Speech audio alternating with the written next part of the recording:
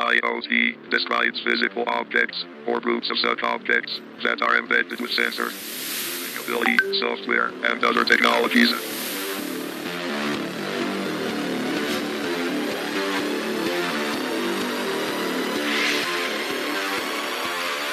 Welcome to the revolution.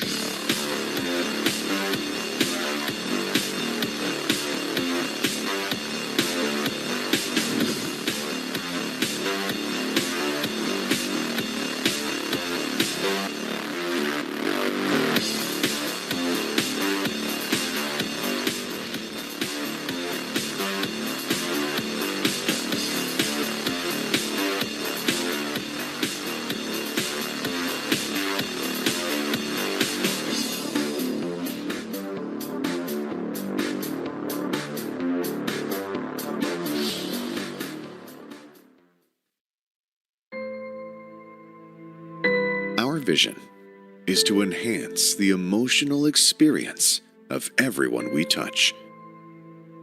Our mission is to weave software and hardware into best-in-class solutions that ensure the enduring growth of our clients.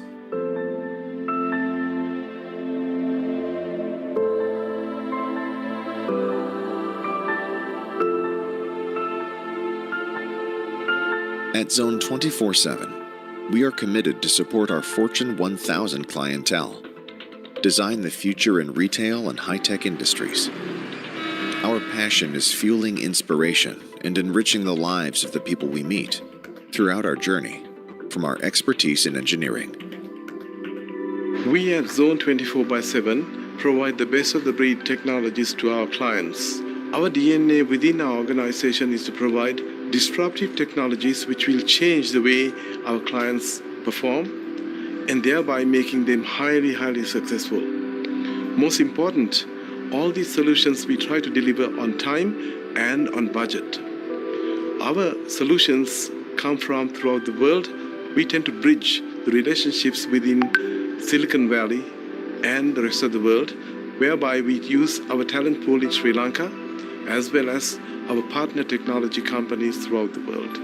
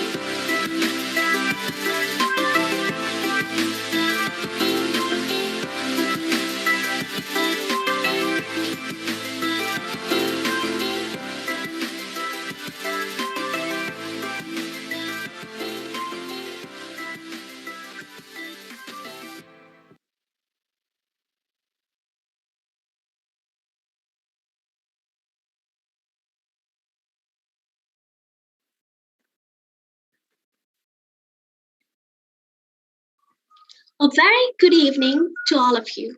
It's a great pleasure to welcome you all to the first webinar of the InnovMind workshop series, How to Choose the Best Hardware to My IoT Project, organized by the IEEE Industrial Application Society of Sri Lanka Technological Campus. I am Shanta Vijayasinghe, one of the moderators for today's event. So, before we jump right into today's event, my colleague Shakil will give you a brief idea on what IEEE is. Thank you very much, Shanta. Very excited to be here. I am Shakil Arifin, one of the moderators for today's event. So just as Shanta mentioned, I'd like to give you a brief idea on what IEEE is. Now, IEEE stands for Institute of Electrical and Electronic Engineers. Now, what IEEE is that it's a non-profit global association, an organization of professionals who work towards the development, maintenance, implementation of technology-centered products around the globe. Now, the IEEE Industry Application Society is a chapter of IEEE and is a world leader in the advancement of science and technology. So what the IAS does is that it provides a professional connection for the engineering needs in the industry. Now, the IEEE Industrial Application Society of SLTC gives you access to connect and collaborate with professionals in the industry. We also create a platform for you all to join valuable national and international projects. So stay updated with us. Make sure you drop a like to our Facebook pages, the IEEE IAS of SLTC, and also the IEEE Student Branch chapter of SLTC Facebook pages. We promise to give you the most updated events, and we promise to organize the best for you. So make sure you drop that like. Anyways, let's move on with today's event. Shanta, over to you. Yes, Shakil. Before we move on any further, I would like to explain to you the functionality of today's webinar. This webinar will be broadcasted simultaneously via Facebook and YouTube on our social media platforms. Also, we'll be hosting a live Q&A session to answer all of your questions. So please make sure to drop in all of your questions and comments through our Q&A platform, Pigeonhole, throughout the webinar. You will find the link in the chat box below. Without wasting much time, I would like to invite Neranjana Rashmi, Project Co-Chairman of InnovMind. Over to you, Neranjana. Yes, thank you, Shanta and Shakir. I think I am audible, right? Yes. Yes. So hello, everyone. I hope you all are staying safe and keeping fine with the ongoing pandemic situation. So as the co-chairman of InnovMind, I would like to warmly welcome you all for today's event. Especially, I warmly welcome our chief guest and the guest speaker of today's session, Mr. Ushan Chaminda, CEO and founder at Gavesha Labs Private Limited, for dedicating his valuable time and joining us for this event. And also, I welcome all the executive committee members and the advisors of IEEE Student Branch of Sri Lanka Technological Campus for this event. Not wasting much time, let's move on to the session. I think this session also will be an exciting and interesting session for all of you like yesterday. So let's try to choose the best hardware for our IoT projects. Enjoy the session, everyone. Take care and stay safe. So over to you, Shanta and Shakir. Thank you very much, Neranjana. Well, now we'll come to the most awaited segment of our webinar today. Now, we are at the second phase of InnovMind, which is a 4-day webinar series. And to start you all off, we have an amazing guest. Now, our guest today, I'd like to give a brief introduction about him. So he is the lead explorer and CEO at Gavesha Labs Private Limited. Now, Gavesha Labs is a pioneer in developing educational tools for Sri Lankan kids to learn electronics and to be involved in innovations. So Gavesha Labs was a global finalist in the World Summit Award 2020 and also won the Sri Lanka Association for Software and Services Companies Ingenuity Award as the best product innovation this year. Ladies and gentlemen, we have an amazing guest with us. Now, I say amazing, not just for the sake of saying, but he's really enthusiastic. He's been with us. He's shown a lot of determination and support towards us. So without further ado, our guest speaker, Mr. Ushan Chaminda. Sir, I invite you to address the gathering. Over to you. Thanks, Shakil.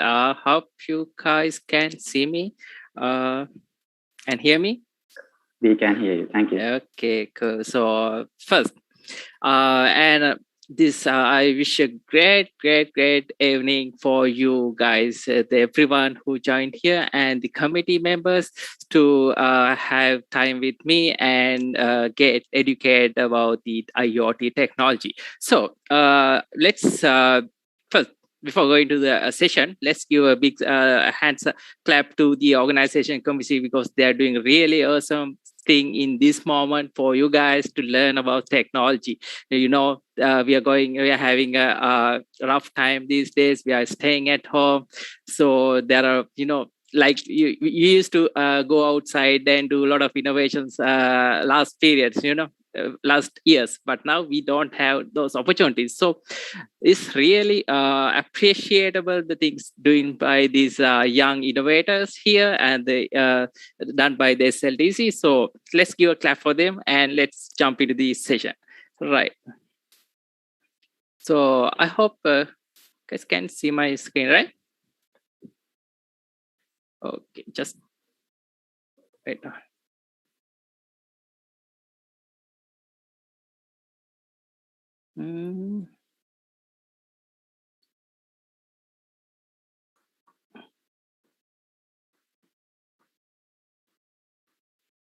Okay. So today we are going to talk about how to pick IoT hardwares for the project we are going to make. So this will be really interesting and hope you guys will be enjoy this one. So, okay, now yesterday we had an amazing lesson delivered by Tilina. So I was there and I was really amazed the way he delivered. So I'm pretty much sure you know a basic about IoT right now, how cool that is. Okay, so I'm going to continue from there and give you the way we're going to give you the start, give you a small push to get started with your project. So, okay, now you know IoT. So what is IoT? Yeah, it's Internet of Things. But why the hell IoT in this world, right? Why we did this? So, IoT is only for one thing. It is only for the best life experience. Because IoT promise something really awesome, guys. So the thing IoT promise is a connected world that can make smart decisions for our life to make it much fun. Okay, for example, now IoT is a sort of fantasy. Tilna also mentioned that one. It's a wild dream that engineers, like people like us, people like you, has came up with, and it's getting realized day by day. So it's a sort of crazy thing, a new thing, but it's awesome thing. So okay, let's go with a little fantasy again, like yesterday. So imagine you wake up in a normal day in the future, right? I'm pretty much sure you guys have wake up in every morning with the hope that okay, it's another day. I can learn a lot of things today, right? You're not just. I'm pretty much sure everyone here who are participating in this particular session is not thinking, oh no, another day, what a boring day, right? So I'm pretty much sure you guys are engineers, you guys are full with energy. So you guys are waking up with the feeling, yes, another day, let's hack something and let's make something. So likewise, you get wake up in the future and you have a busy day today, right? So it's a you have a lot of things to do. Then you go to your washroom to get ready. Okay, now once you get out from your bed and get the sense that okay, my master has just wake up, I need to tell this to the coffee machine. Okay, let's take a call. Okay, it's not a call, but it's just sending a message to the coffee machine. Hey, coffee machine, my master has just wake up, make the best tea you can make for him. So he's going to have a busy day today, help him. Now, once you finish your cleaning thing and when you come into the kitchen, your coffee will be ready. So this is the power of IoT. Awesome, isn't it? Now, no, there's everything you need in your day-to-day life will be automatically built for you. The coffee, maybe the meal, who knows? Future is something, it's a blur, but we don't know what will happen, but we are pretty much sure there will be amazing things. Okay, so this is the power of IoT. And I'll give you another example. Just continue the day, right? Now, you go to your washroom and you brush your teeth there. Okay, I'm brushing, and while I'm thinking, I want to know about myself. I'm going to ask for my mirror. It's not just an ordinary mirror. I'm talking about the future. This is smart mirrors everywhere. The device is powered by the power of electronic power of IoT. I'm going to ask from the mirror, mirror, mirror, tell me who's the handsome guy in this world, like in the Disney world, right? Disney cartoons. So mirror will check up you and it will say, you are the handsome one, master, but you got some extra fats. You need to run 1 kilometer to be healthy and, to get back to your right shape. And you will think, oh my God, right? How did this mirror knew about I got extra fat, right? Because there in the future, there will be a mat in the in front of your washroom. Once you step into that, it can measure your weight and tell to this particular window, okay, you got some issue, you have to check it out. And you say, okay, I have issue now, I had to fix it. Once you said okay, the updates, your okay command will be coming to your smartphone watch or your Android phone, whatever the phone as a challenge. So you have to complete a 1 kilometer walk today, right? So everything is connected. Everything is helping us to be in a better shape, right? This is the promised world of IoT. This is why we are really fascinated with IoT, and people are talking about it, and a lot of people are engaging about the IoT because it enhances the way of our living. It gives a better experience. This actually, this is what we want, right? As a human, as a person, as a part of the community, what we want always is a better experience of living, something very pleasant. But it's not, IoT is not only about making our life comfortable, right? IoT is a much bigger thing. IoT can bring the safe future for us, right? It's not just about the comfortable, it's about safety, and there are a lot of things. It's about productivity. There are many things. Okay, do you know, guys, we have car accidents. Do you know that most of these car accidents happens because of the human error? There are occasional moments that the technical issues cause to these kind of accident, but most of the time, unfortunately, these accidents happens because our ignorances, because we are putting, we are get hurry and we are not caring about these things. But IoT can solve these issues. How? Imagine I have a car. Okay, it is connected to the every infrastructure in the road. So while I'm moving into my car, basically now I don't have to drive, right? Tesla is there. In the past we had we used to sit in front of televisions and watch a TV series called Night Rider. I'm pretty much sure you know that one. I was also crazy about it. Night Rider was a dream at that by that time, but it's real now. So this can happen, right? There will be car connected to the everything in the road. So this can happen, and we are the guys who are going to make it real, right? We are the engineers. Okay, so the car is connected to everything. Everything means it is connected to the traffic light, which is ahead, and I'm moving into the traffic junction. And imagine now there's another car coming on the other way. What usually happen is I go into that crossroad, and I had to wait until someone, until I had the chance to go there. But with IoT, we can do something really awesome. Now I'm moving in a certain speed. I don't know, maybe 75 kilometers per hour. Okay, so my car can tell to the traffic light, hey, traffic light, I'm coming to your direction. I want to go to this way. And there will be another car coming to the sometimes get the crazy feeling that we don't need that political leaders sometimes to save the world. I think sometimes the real engineers like you, me, like people, the awesome engineers can save the world from everything, every hazard that can come, right? Because engineering is an awesome thing that we can do a huge impact to the society. So let's continue to the session now. I mentioned about a lot of awesome things, like the things we can do with IoT, but the real issue with how I'm going to do that, right? That's the difficult part. So I have to, I am pretty much sure now there's a competition coming ahead with the InnovMind, and you are having a wonderful ideas. Things I just mentioned are really boring stuff, okay? And I'm pretty much sure the greatest ideas are with you, right? Those are just, lame, boring things. The greatest ideas are with you, but you have a issue with getting started these things. So let's figure out how to address and how to get started with my IoT project. So number one here, so it's just only 3 steps. When you making a IoT project, there's only 3 steps. You will be really amazed, like just 1, 2, 3, just pretty much super easy.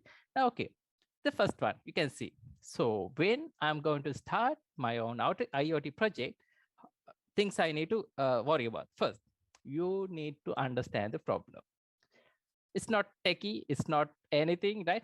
You just sit on a chair, take a paper and a pen, and take it, get a good space. Just write down your problem. This is the first step of getting your IoT done. Just sit and think, write your problem. It's really, really important. If you don't know what you are going to solve, you will not solve it at all. So this is really important, people. So I'll tell you, I'll show you things of what will happen. The things can go wrong if you don't identify your problem. So first thing, this really serious thing. So you have to understand the problem well. Define it in a paper. I am going to solve this. Don't just, okay, I have an idea, let's make it, and just write a problem statement for that. I made this because I can. Okay, it can do this and this. That fine. Again, it's not a bad thing. It's good for your new things. But IoT, again, remember, it's for better experience. So better experience means you get rid of all the bad experience. Bad experience, that means problems we have. So IoT is about problem solving. So you have to identify the problem in a clean manner. So you just put much focus on this one. Once you're done, the first step seems easy, right? Just think and get the understand the problem. Once you've done the first step, we have to go to the second step of developing my IoT project. And the second step is do the first step again, right? Because it matters a lot. Again, think. Now, if you're not identify a situation, you will end up with a bad scenarios. Okay, let me think about what will happen in a if you don't fix the specs. Okay, now we are going to make a smart garbage tank, garbage can or something, right? You just get the idea. Okay, I'm going to make a smart garbage can. What it does, basically, just thinking about the basic thing. Okay, if it get fills, I'm going to put an alarm or buzzer notification or something. So you're going to make it, and you with the time you get to know that, okay, garbage can is sort of fine. You made it, right? You already made it. Now you have the garbage can. You can identify the level of amount of garbage get into the can, so you can notify someone. But that's not the real issue, guys. I mean, in our country like ours, garbage collection tank is fine. People in our country is not good at sorting these matters into one garbage can. You can put it, but the real issue with garbage is it's not separated. So that's the real issue right now in the country. So we can't, since we can't separate them very well, we just can't have, we don't have a way to recycle it in a proper manner.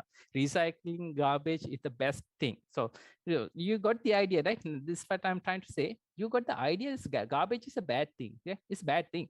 But the real problem with the when it comes to separate garbage, so if we can do that one, we can recycle it in a much better way. So we can save the environment in a much effective way. That's why I mentioned I'm emphasizing this. Identifying the problem is the key thing of doing the real IoT things. It's not always about well statement for that one. Then you can start making the prototype. So this is the simple 3-step. Like it's like just identify your problem. Again, identify your problem with much better, right? With much better details. Then you can definitely create an awesome IoT product without any issue, right? And I hope you guys get the idea, okay? So it's really, really, really important to identify your problem. Okay, otherwise you will end up with, something, who knows, right? So I'll tell you an example how we did something like that. So I mean, you got the introduction that we are working on education space. So we Oh, before going to that one, I'll tell you something about me. So I'm not a guy who got a form about the electronics. So I was in a Moroto University, but I was in IT faculty. It's about purely about software. It's not about the hardware, it's software. But I had the knack of doing electronics. So I love electronics. Okay, but so I didn't got a chance to get where to do things. So luckily one day, one guy came and asked university. He came and asked me, "Hey, buddy, can you? I have a final year project. Can you make it for me?" I said, "Okay, I don't know about electronics, okay," but I said, "Okay, this is a good chance to learn electronics." So I got the job and I did the work. Okay, so genius. I am the guy who knows everything about the electronic because I just want to get that electronic project to make it. So I make it. I didn't know anything, but I learned it and I made it. Then I learned a lot of about electronics. With the time, I got a lot of people who want to work in my project. I mean, a lot of people who gave more projects. So I learned by experience. I'm a guy who learned a lot of about electronics with the experience by doing a lot of things. During this time, I identified certain something. I just initially I thought people don't have time to work on electronic things. That's why they might not have time to build their final year projects or whatever things. So I thought that's fine. Then later I realized it's not the issue, guys. The real issue with the electronic is everyone are beginners. I was a beginner at a certain point, and right now you guys are beginners. At the beginning, we have huge trouble of getting understanding the electronics, connecting things, slick jargons. So we have issues there. So we thought about so making a simple device, really simple, like just plug it and work for people to make it. So I'll just highlight. I'm trying to tell. I'm just trying here is to tell how you get understanding of the real problem, right? It's not this surface. As yesterday, Tilin also mentioned that the problem is it's like this. You have the ocean. It's like iceberg theory. You have big iceberg here. What we see is the top. It's a small part, but the real problem is here. And we had to identify is that if you can identify this particular thing, you can really solve the issues that come in the IoT industry. So we thought about make a simple, really simple device, but it should be affordable. That's the rule too.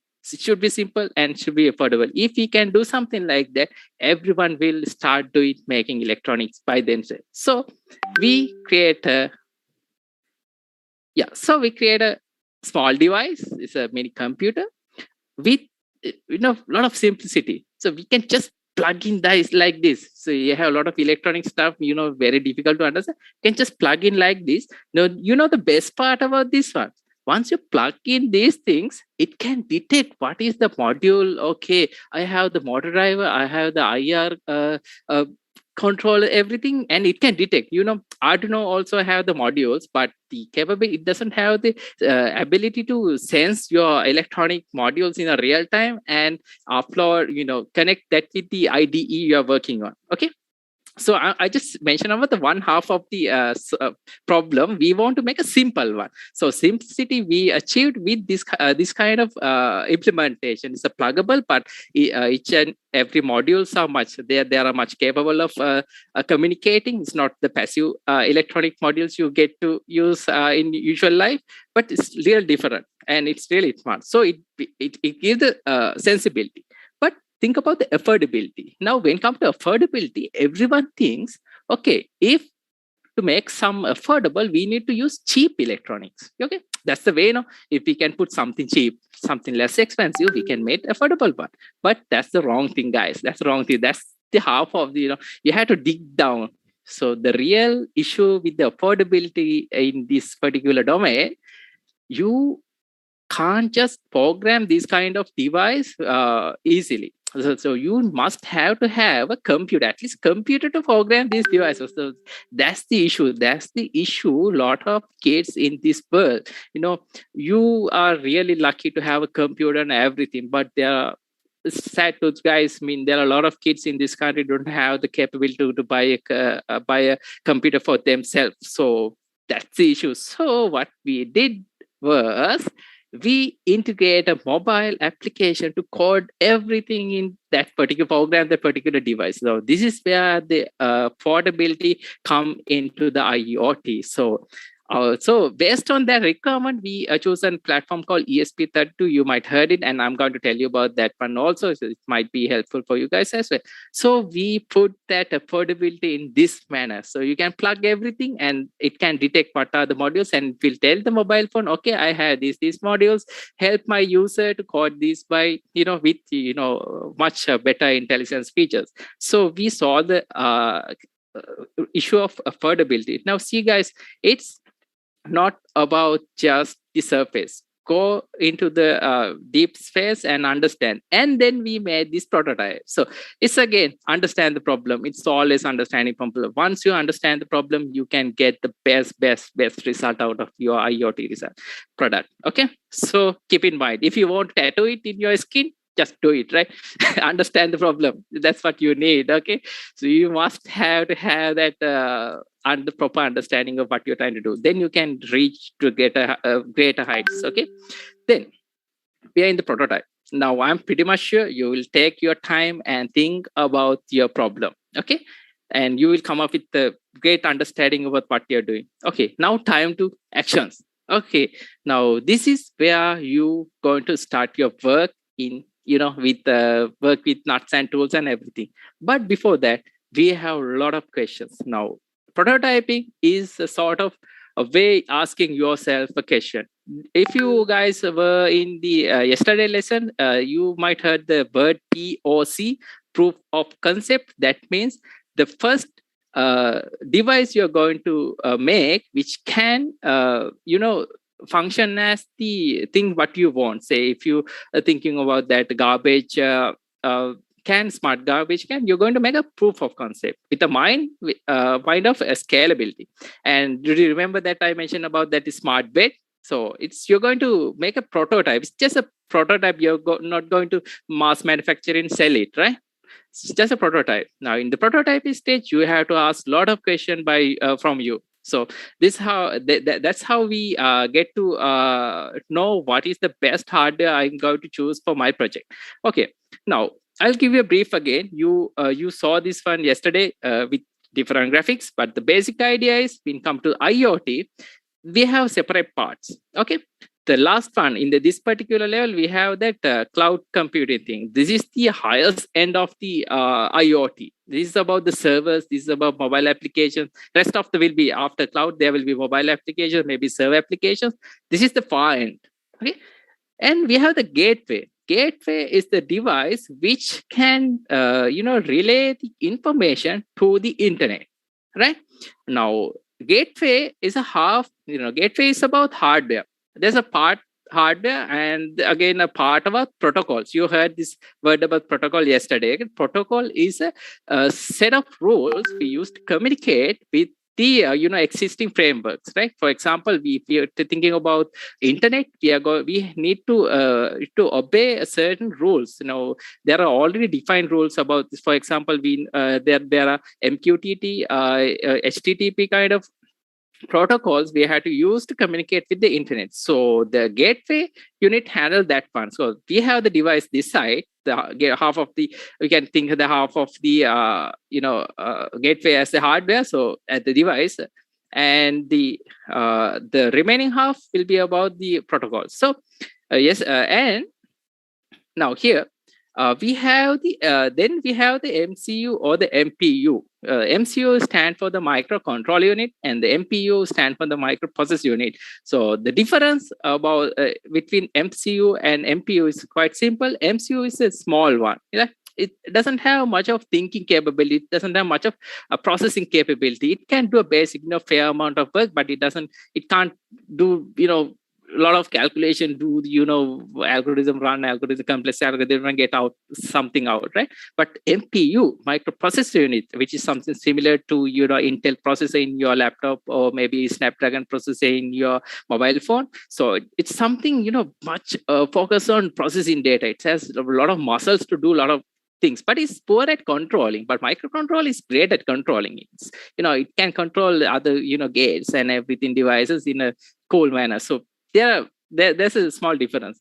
But we, in our IoT device, we need to have this sort of MPUs. But yesterday, in the presentation, you might see this entire thing as a device, right?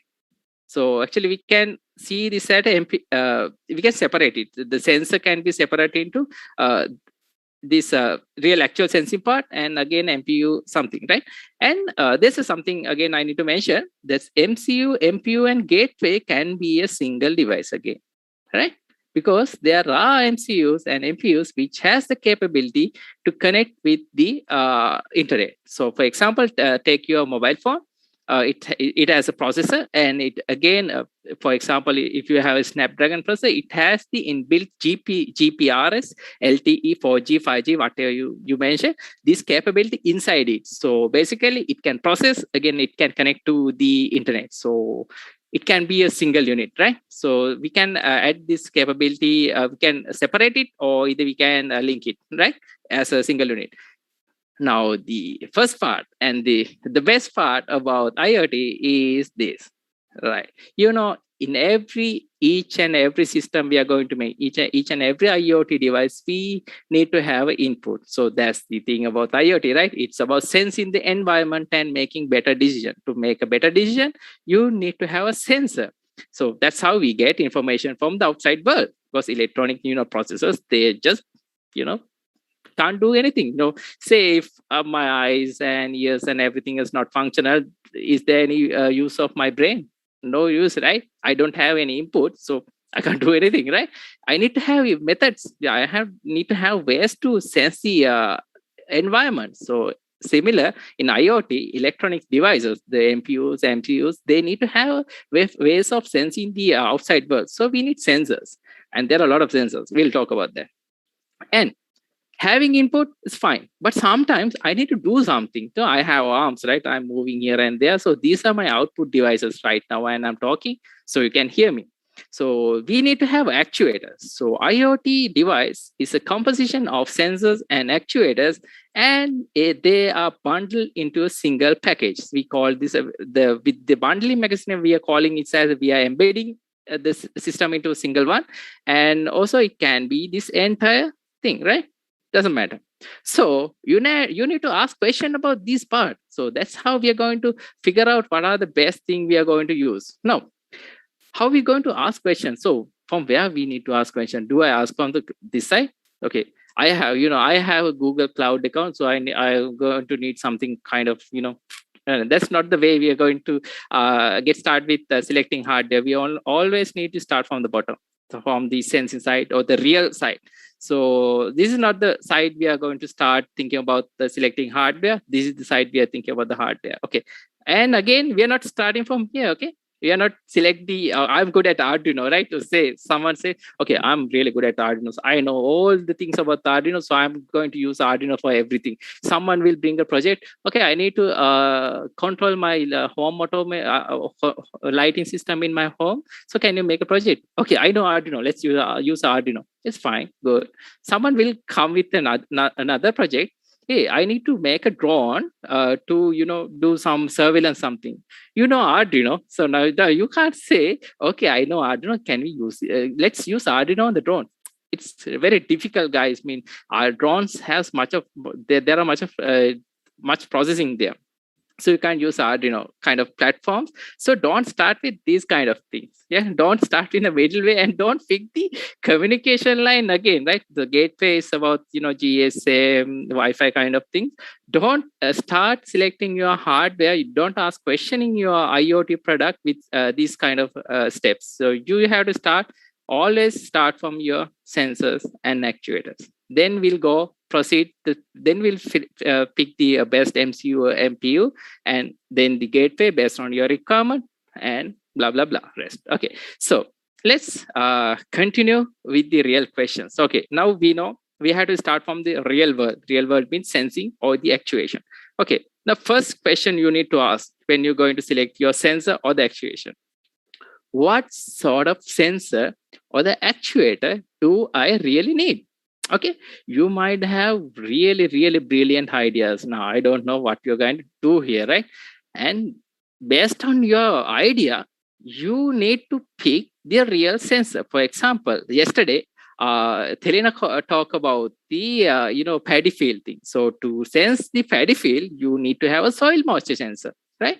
So basically, you need to measure the soil moisture to know whether you need to put water or not. Okay, so you need to identify it. And you can think about the ambient light sensor. So ambient light sensor means you're going to get the amount of light get into your field. It's basically a light sensor. You can pick a LDR, maybe a simple thing. And for that particular project, what we can choose. Okay, now just for now, just stick into that soil moisture sensor and ambient sensor. Now you need those two, right? It's fine. If you know that, that's great. Now you have to figure out what you need for your project, because there are lots of sensors, guys. For example, if you want to measure about the air, there are tons of measures. I will list few. You have this is about air, okay? You have carbon monoxide sensors, you have carbon dioxide sensors, you have air quality sensors, you have oxygen sensors, but they are a little expensive, but if you want, they can go for that one. And lot of things. And you have the air pressure sensor. There are a lot, like, I mean, I can't list everything here, so I didn't put that one here.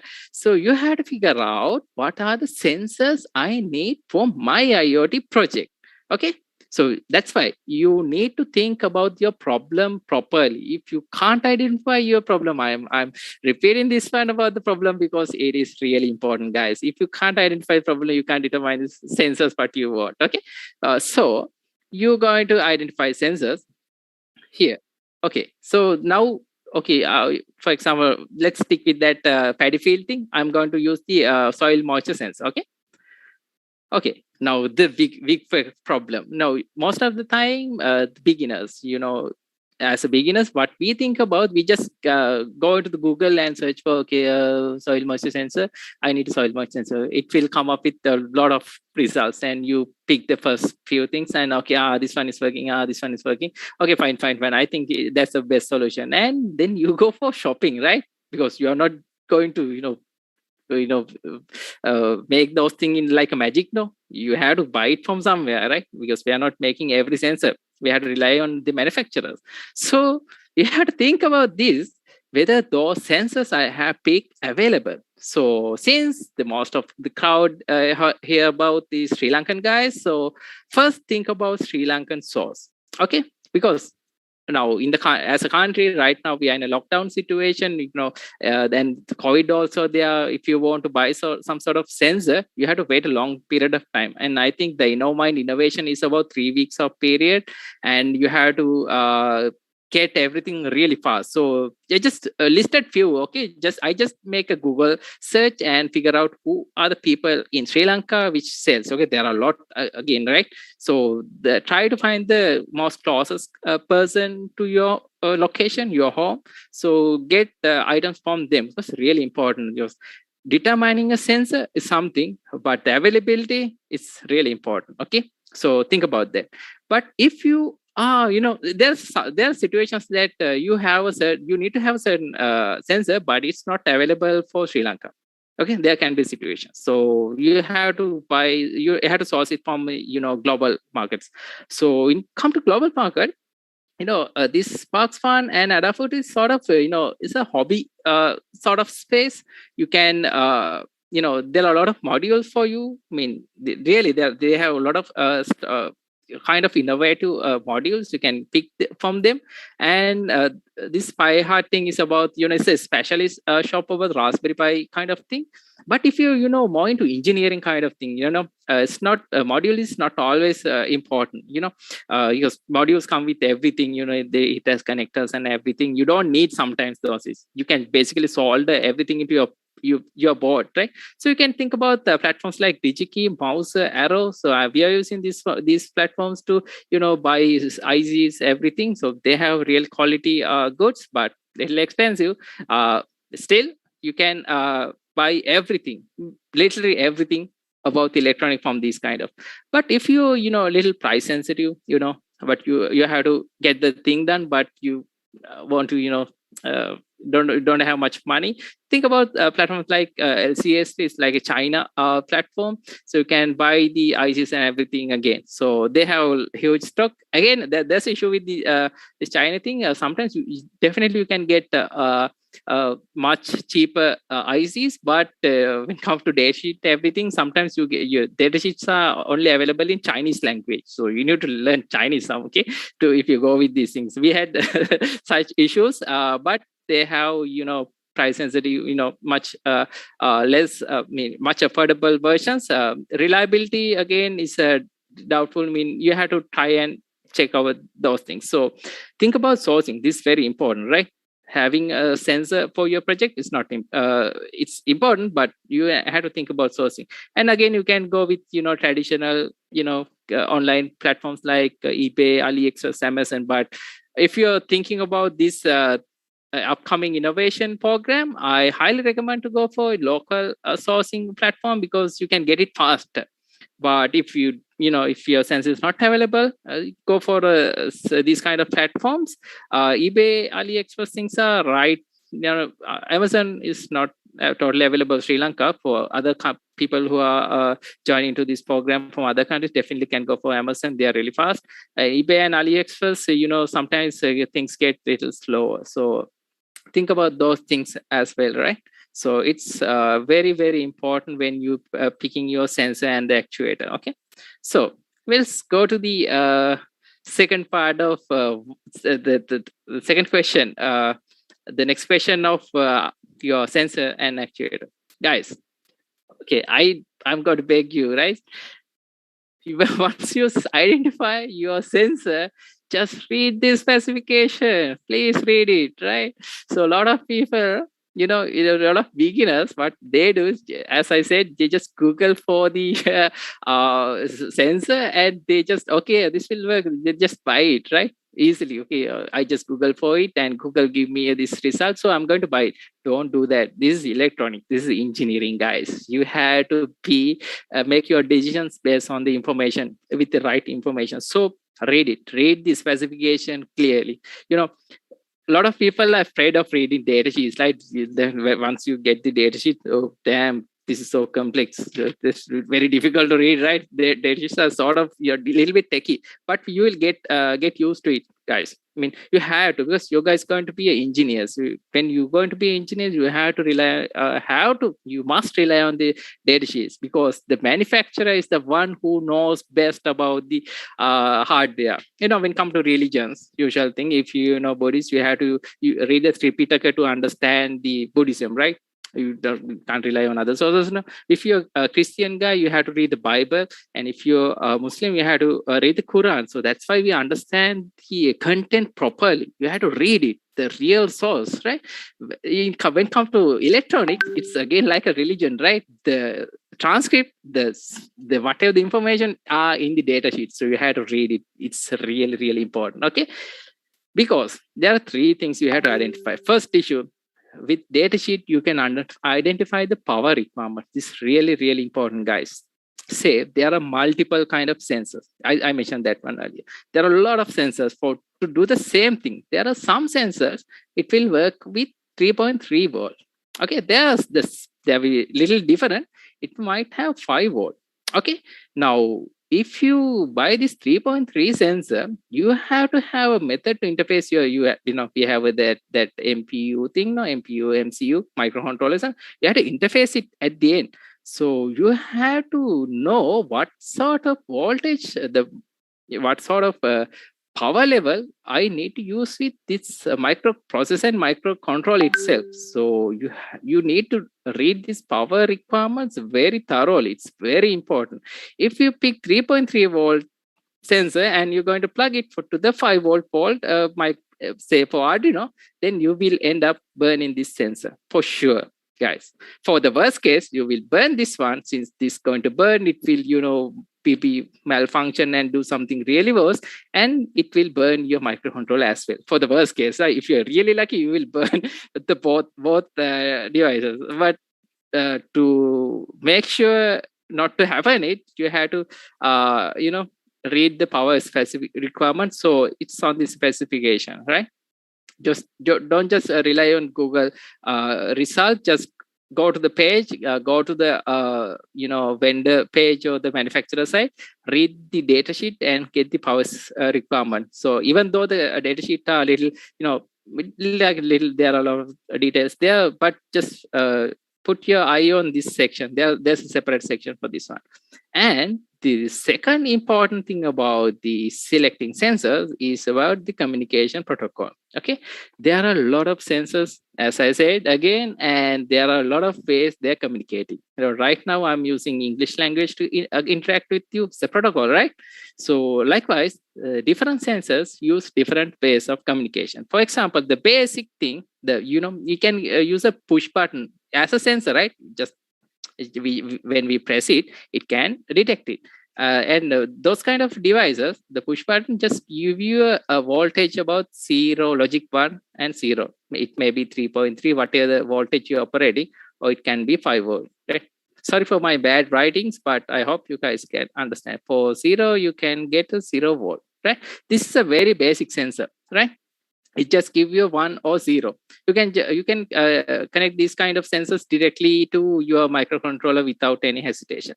And there are also sensors, it gives an analog voltage like this. For example, the soil moisture sensor we picked about even a few minutes ago. It gives analog output. It represents the level of moisture. Each analog voltage represents the moisture level, and this is how this particular sensor works. So you need to know this one.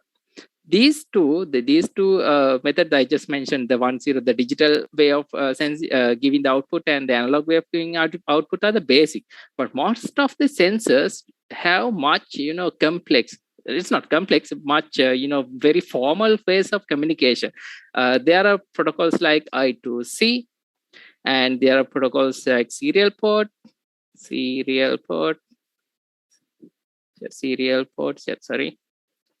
Right. So what we call this at again USART. It's a technical term. Some manufacturers different terms. This again different change with the IC manufacturers and sensor manufacturers.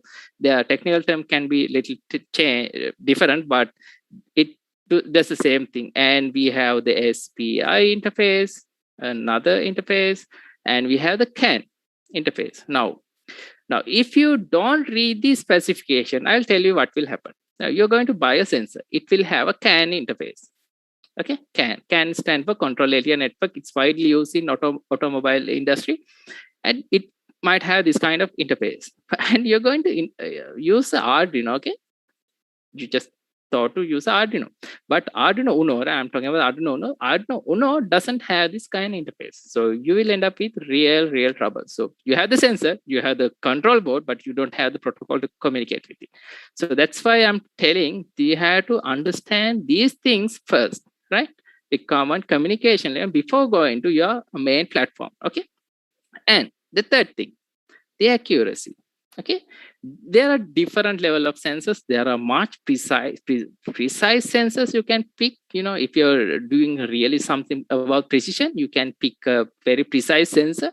They're a little expensive, but they guarantee the precision. Okay, but there are other sensors. They don't give the much best accuracy, but it's okay. You can do some software level optimizations to make their results really useful. So you can go for such sensors as if you want, right? That again depend on the module you're going to choose. So you have to get to know, you have to have a clear idea about the sensor. Okay, the accuracy about your sensor.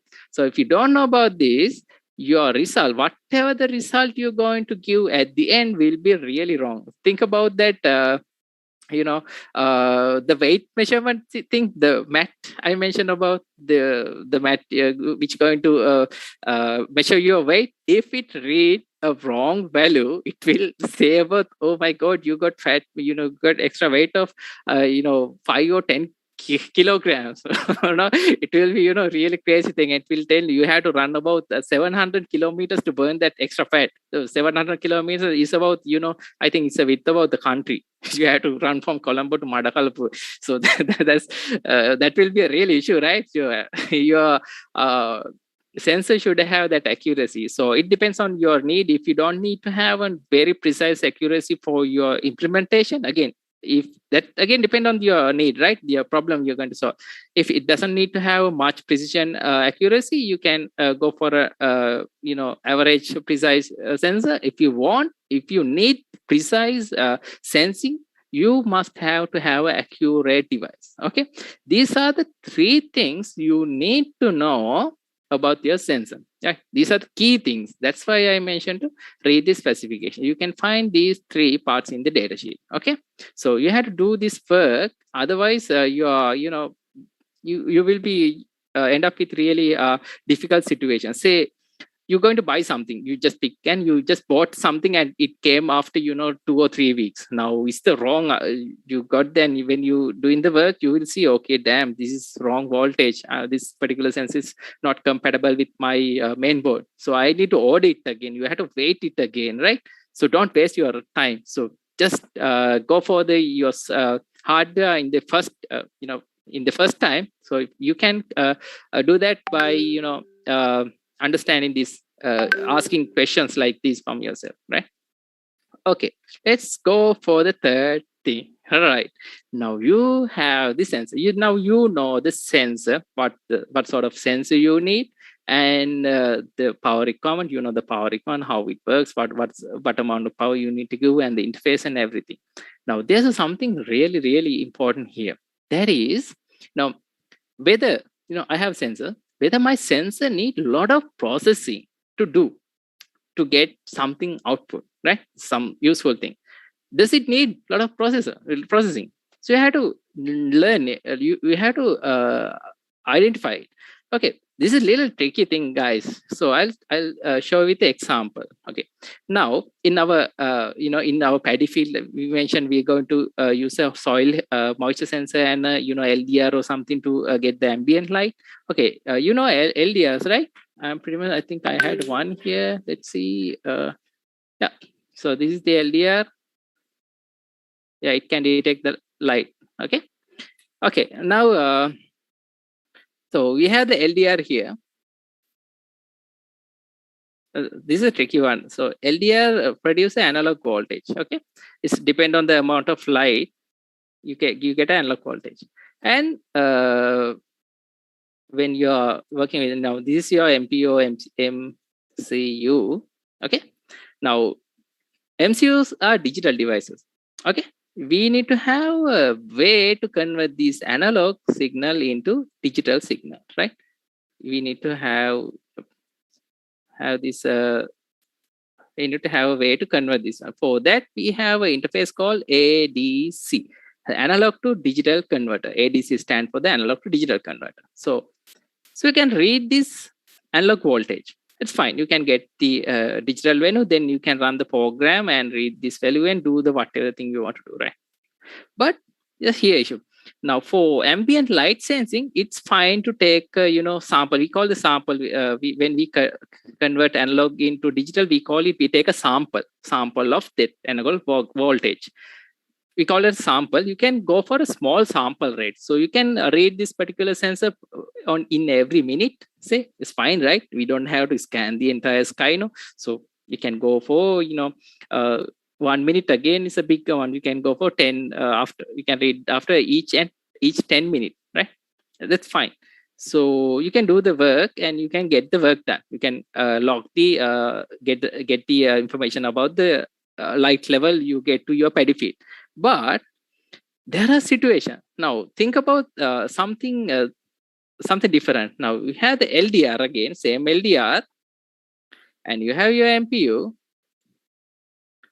and you have the ADC. We need to have ADC because we need to convert it in the way that the microcontroller understands it. So we have the analog voltage and we have the digital voltage. Now again, same configuration, right? Same configuration, but Now you're not going to measure the paddy field, right? You're going to implement say a device which can communicate through light. Okay. Now I mentioned that LDR is sensitive to light, so basically it will change the voltage, but it's sensitive. It will give a output. Output made the change of voltage based on the amount of light it gets. Now you can use a light and blink it, blah blah blah blah blah blah. You can blink it. Once you blink it, it will sense that particular output, and again set that particular light waves. So you can encode some sort of data here. Okay. Now you're blinking mean you're just sending some sort of data. This is exactly the thing you are doing with the remote IR remote control, right? It's not using LDR, but the same thing. You're just communicating with light waves instead of radio waves. So you can create a communication interface via light. So right now you're going to communicate really fast. Okay. Now your sensor need to pick those signals really fast. So that's the difference. So your MPU need to sample these things really, really fast. Right. So ADC, think the ADC can convert, match for the initial the soil moisture things I mentioned earlier, and that particular ADC will support for this application as well, the light communication. But the thing is, you need to read sample and understand those sample in really fast. If your processor is really slow, you can't understand what is going on. So this is the tricky part. LDR is same, ADC is same, but your application is different. So you need a processing power based on that. Okay. I think you got the idea, right? So it's about when you picking a sensor, think about your application again. So does this particular sensor need a lot of processing? So this is the key answer. If it's yes, you have to pick the good, fairly good processor. If it's really bad, it doesn't need a lot of processing, you can go with normal one. That's fine. So that is this situation here. So when you picking your hardware, picking your hardware for your IoT project, once you pick your sensors, you must ask this question from yourself. Do my sensors need a lot of processing power? If yes, go for a good processor. If not, you can go with the normal processing platform like Arduino. Yeah, usually Arduino is about 60 megahertz. It has 60 megahertz clock frequency. That means it can process, 1/16 amount of mega instructions per second, right? It's like if your processor frequency is F, you can run instruction about 1/F per second, right? This is a huge amount of speed. So again, you have to match this with your sensors. So if it's a basic thing, if your if you doesn't need any advanced processing kind of thing, get started with Arduino. It's a really good platform. It's really easy to get started, and you get everything. Again, now there are no better solution in engineering. Better mean there are no right exact solution in electronics. Sometimes you have to sacrifice something for your needs. For example, say for your example, this process is quite enough, right? So this process is quite enough for you. Okay, but the thing is, you don't need these parts.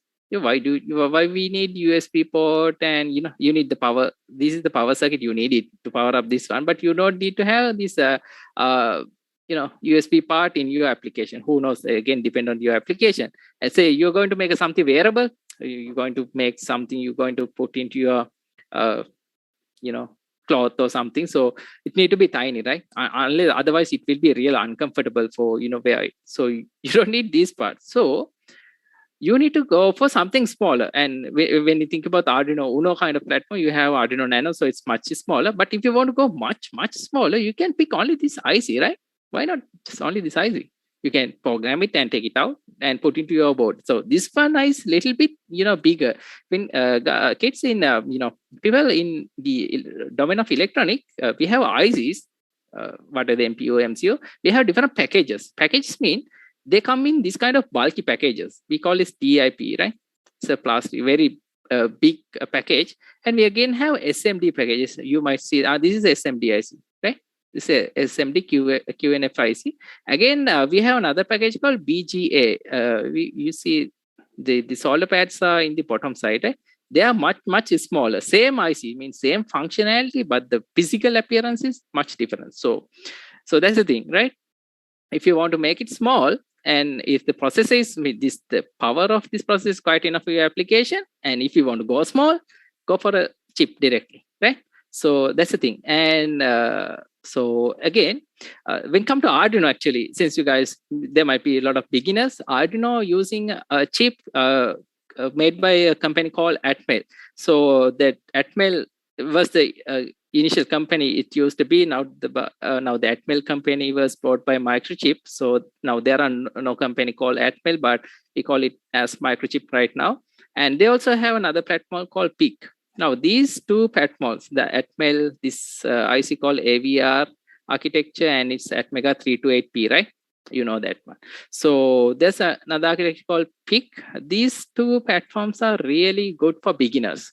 I mean, there are a lot of resources in the internet, so you can find out a lot of things if you have troubles. But in general sense, now we are talking about IoT now. So there are drawbacks again. Though this particular IC doesn't have got a lot of power saving features. It's not good power efficient. So if you're working on something really power efficient, but it doesn't need to have a lot of processing power. Now Arduino is for small. We choose Arduino for small applications. Now it doesn't need a lot of processing. So you can go for different platforms like ST, Texas, and NSP, Texas. You can, they are a really famous semiconductor company, very old company. They have a lot of, huge portfolio. They have a lot of chips, and ST again, they are again really famous. So these manufacturers sells really ultra low power chips.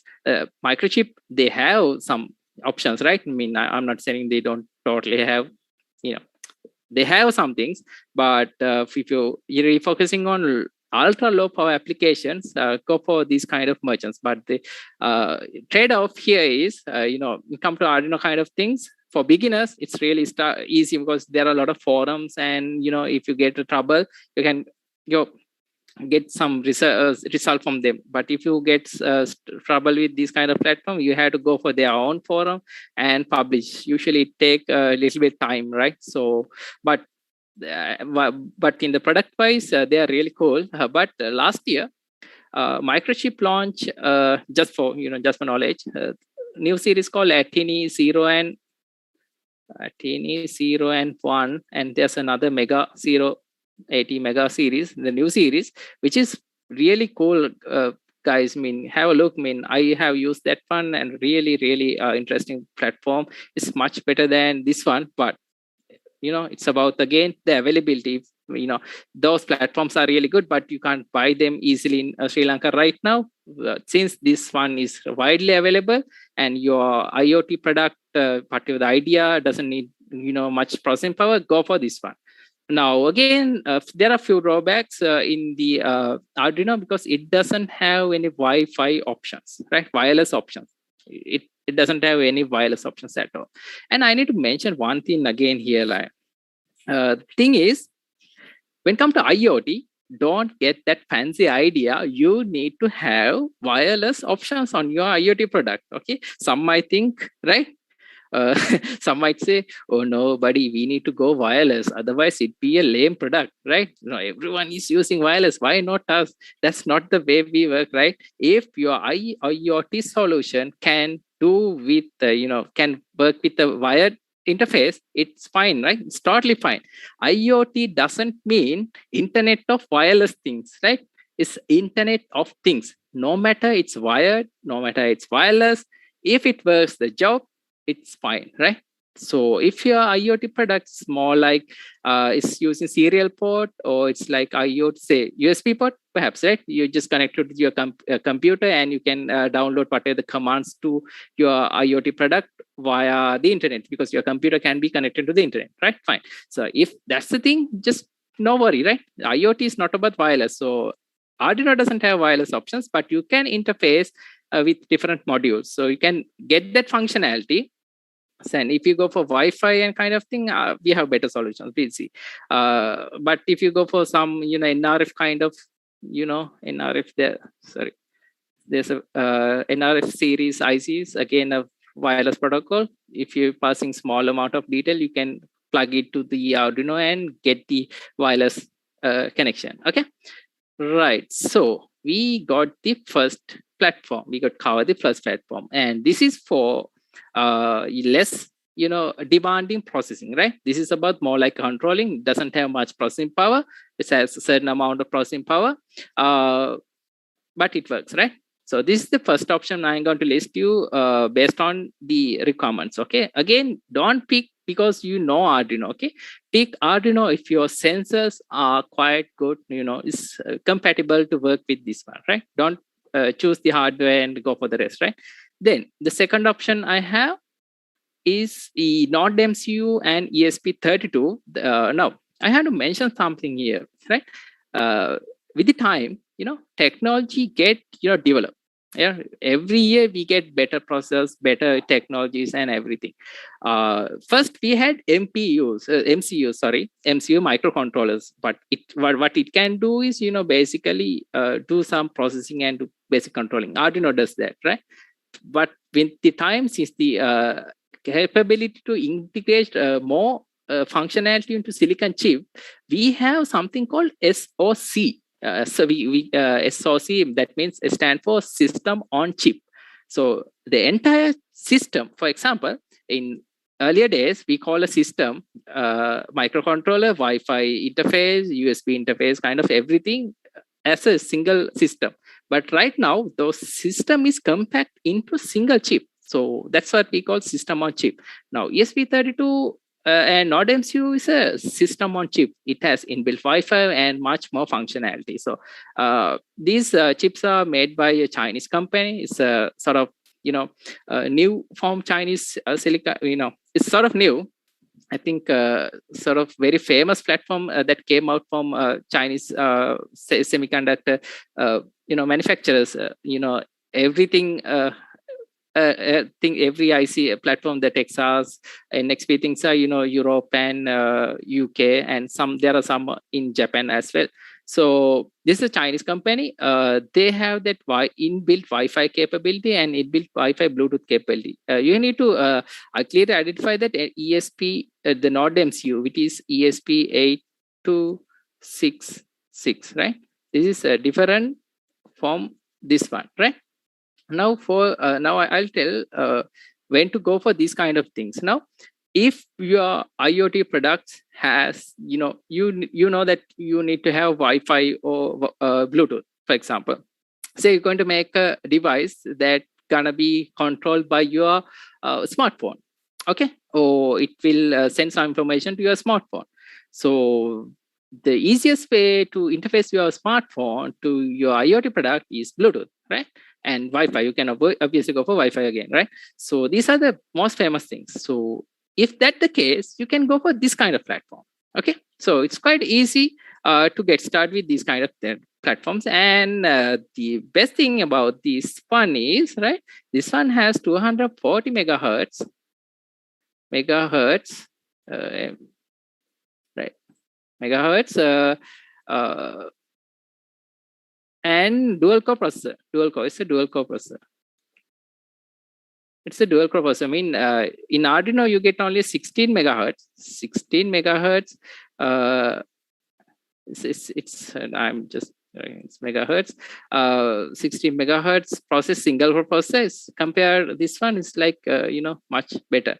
So you have a dual cores, and you can do a lot of processing here. Say if you're going for something which you're going to use a small camera, you can go for you're going to make a IoT product which is about surveillance, right?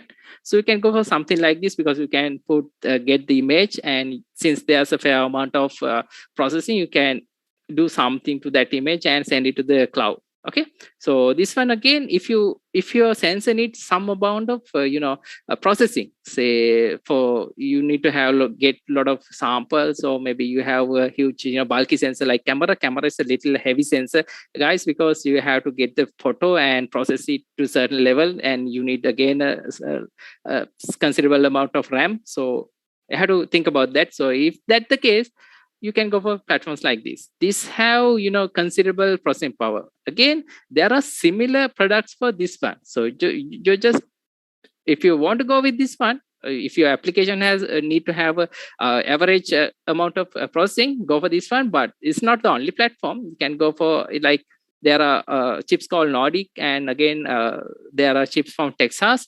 So if you remember about the yesterday presentation, Tilta mentioned about they used a custom silicon chip to build sort of display for supermarket.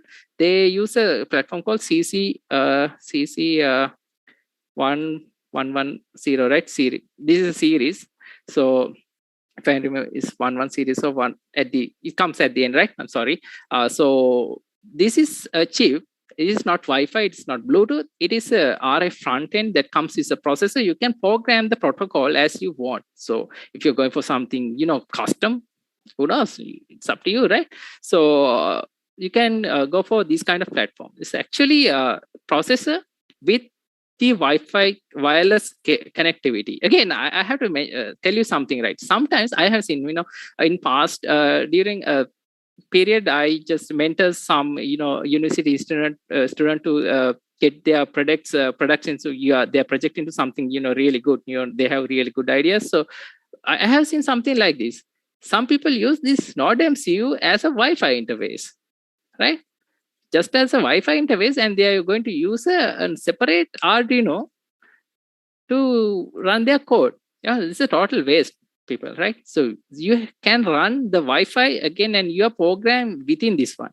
So just don't try to do, get the two things and get that done. So, when it comes to IoT, power requirements is really, really important. So you're going to deploy these kind of devices. Wi-Fi is fine. Wi-Fi, since Wi-Fi doesn't have much range, you're operating in within your accessible area within 100 meters or something. But if you use this kind of stack, you're going to use Arduino and ESP Node MCU in the same project, your power consumption will be much higher.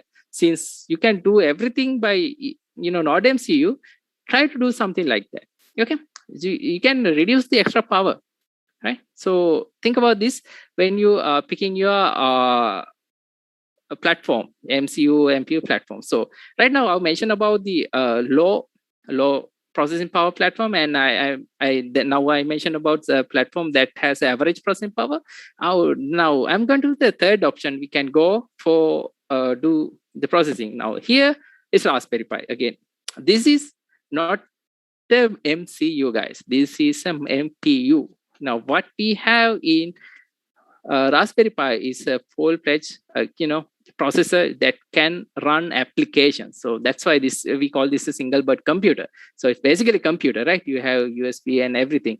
Say if you're going to do an IoT product with the camera or some sort of heavy sensor which need a lot of processing, you can go for something like this because you need processing. Okay, so think about these things when you picking your sensors. Okay, if your processor need lot of processing, go for a platform like this. But again, it comes with the cost. Okay, say you just need to have processing power. You don't need these processors, USB things and everything. You just want the processing power to do something and send it over the Wi-Fi, right? You just is only thing you need is this part, right? The power interface, the processor, the RAM, and the memory. And the Wi-Fi interface. Okay, perhaps this GPI interface to interface with your sensors and kind of thing. You don't need nothing, right? You don't need the audio kind of thing. Now, the disadvantage IoT when come to single board computing, when your product is something mobile, you have to spend power on these things because there are no way to shut down, right? That's how these things are made. So you can put into sleep mode, but still there will be power. So if you need processing power, but you don't need this kind of thing, go for computer modules, right? Computer module, this is something special again. Now, I earlier mentioned about SoC, right? System on chip. Now, computer modules are called SOM. It's called system on module, right? I mean, everything is inside a module. So you have the processor, you have the Wi-Fi, you have the power, you have the power and you have the RAM and right? You have the GPA, you interface in the beneath this board, so you can plug. You have to make a motherboard and plug into your product. So everything is here, and you get whatever thing, right? So you don't have to spend power and space again. This one is really tiny, so you don't have to spend much space in your product, and you don't have to spend unnecessary power on these parts as well. So go for things like that. And again, the reason for mentioning Raspberry Pi here is that it's when come to selecting a platform, you have to be careful that you can come up with the newest one. You can get the newest platform that came to the market yesterday. But if you go with the trouble, you get a problem, right? Usually that's what we get, right? We had to solve it. So we had to have find a way to find some resources. So the resources are mainly about forums. So you have to find a forum who knows about these kind of technologies. So the Raspberry Pi, and there's a similar platform called Orange Pi, and there are much it's not Latte Panda or something again there. So those are computer boards. They have the capability to process a lot of information. So you can go for something like that. And they are also right. There are also some different system on modules, like something came from Qualcomm. Qualcomm, right? You definitely remember Snapdragon. Snapdragon is a famous company. They are making mobile processors. So you can go for something like that. Again, the cost is you get a small community. This not much people are using these kind of platforms, but they can do really good stuff. And you can go for Intel Edison if you want to work with platform like Intel Atom is the processor inside this one is Intel Atom. So now three things, right? You have a microcontroller, Arduino. I mentioned about Arduino. It's a microcontroller. It's a pretty basic one. And you have the SoC, system on chip.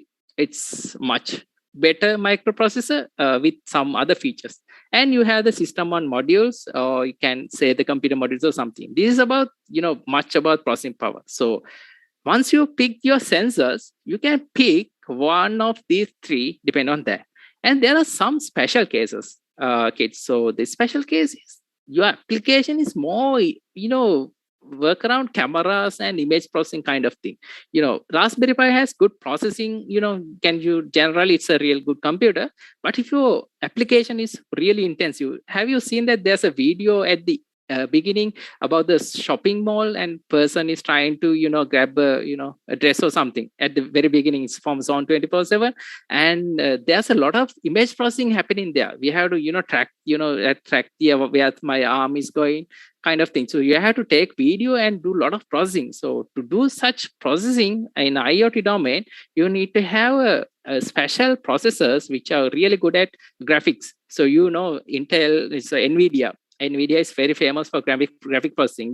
If you play games and everything, you need to have good graphic card. So NVIDIA makes such processors and cards. So you have to have something like that, because they have a special capability to do something with images and videos. So if you are working on a project that needs video processing or image processing, you go for something like this, right? They're really good at that feature. Say, autonomous vehicles, right? Now there are a lot of autonomous vehicles like, Tesla and kind of thing. They have technology called LiDAR. LiDAR is a laser scanner. It just scan your environment, the 3D scan. What our camera does is it just take a snap of the video in a 2D space. But the LiDAR can create a 3D space. So it's a 3D graphic. Right, it's like a game. So you have to process that game in a real time to drive your car. So in such applications, this is the best. These kind of platforms are the best. So it's a little heavy, right? It's a high-end application, but if your process is you have to use something like that, go for things like that. So now we learn about, the sensor, selecting sensor, what are the most important questions we have to ask. Then I help you guys to determine the, hardware processor, the processing platform based on your requirement. And then let's go into the connectivity. Now, this is something important, right? This is the connectivity that links my IoT device into, the cloud, to the internet. So here, now, I mentioned in my earlier stage about that bed thing, my fantasy story. I have the smart bed and I have the coffee machine, right? Now, I need to connect these two, right? I mentioned that bed is going to take a call and say, hey, coffee machine, my master has to wake up. We have to make coffee, right?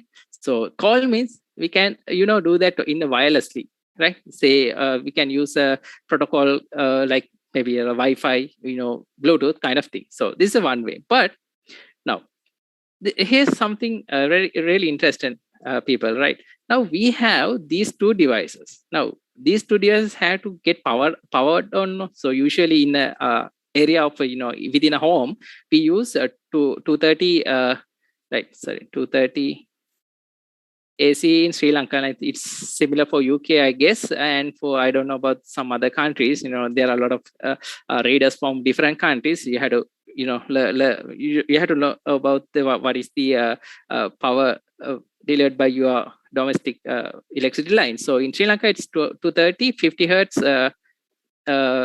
line. So these now my smart bed and my coffee machine need to be connected to that 230 plug, right? We have that plug here. So I'm going to connect it here and here. So now there's a way we can communicate with these power sockets. Now we call it's something called power line communication, PLC, right? The idea is you need to send information here and there. Now, when it comes to IoT, you need to understand. You need to understand that we have to, to get along with the whatever the existing platform. Don't try to, we don't try to go for a new infrastructure. For example, say if you want to create some sort of wireless network, in a rural area, but if there are no GSM platform, you can't go and put a GSM tower. No, that's really expensive, right? You have to switch into something different. So always try to use existing platforms, existing infrastructure. Even the Wi-Fi, Bluetooth are, really easy to implement, sort of, when it comes to wireless domain. But you in your home, you have already a wired network, right, for the power line. So you can use this for communication. We call that power line communication. Now I mentioned that we have 230 AC line, right? So this is our power line. So idea is you have the socket one here, you have the socket. Now here is a coffee machine, here is the bed, right? So the idea is you can inject some sort of, information to this AC line. Like with the help of electronics, you can put that your information to this line. So it will be seen by this particular device. So what it does is it can filter out that information. So you don't have to have, that's why I mentioned, don't think about wireless always. Think about, be creative. Think about wireless as well. You have infrastructure already in your home. If you're trying to do something, power line communication, go ahead. Do something like this. You can find much information on internet. So you can filter it out and decode the information. So your bed can tell to your home line, okay, do something, and you have to encode some sort of address, right? Otherwise, there are a lot of devices. You have to know the address of this particular device. You need to put address and the data. So it will identify, okay, now Bid is trying to talk with me. Okay, I'm the coffee machine. Okay, he's trying to talk with me. So this is the protocol, right? This is the protocol. There are protocols. There are different protocols. There's a structure, address, data kind of things, right? We have to implement something like that and inform the coffee machine. So basically, you can communicate with this way, right?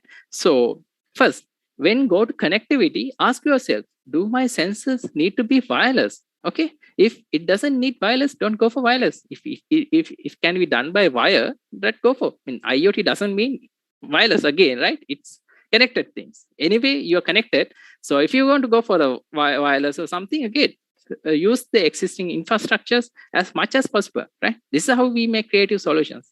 Okay, so it's really important. But if your, wired solutions are not possible always. That's it. We can't go for that the paddy field example we got from yesterday's session.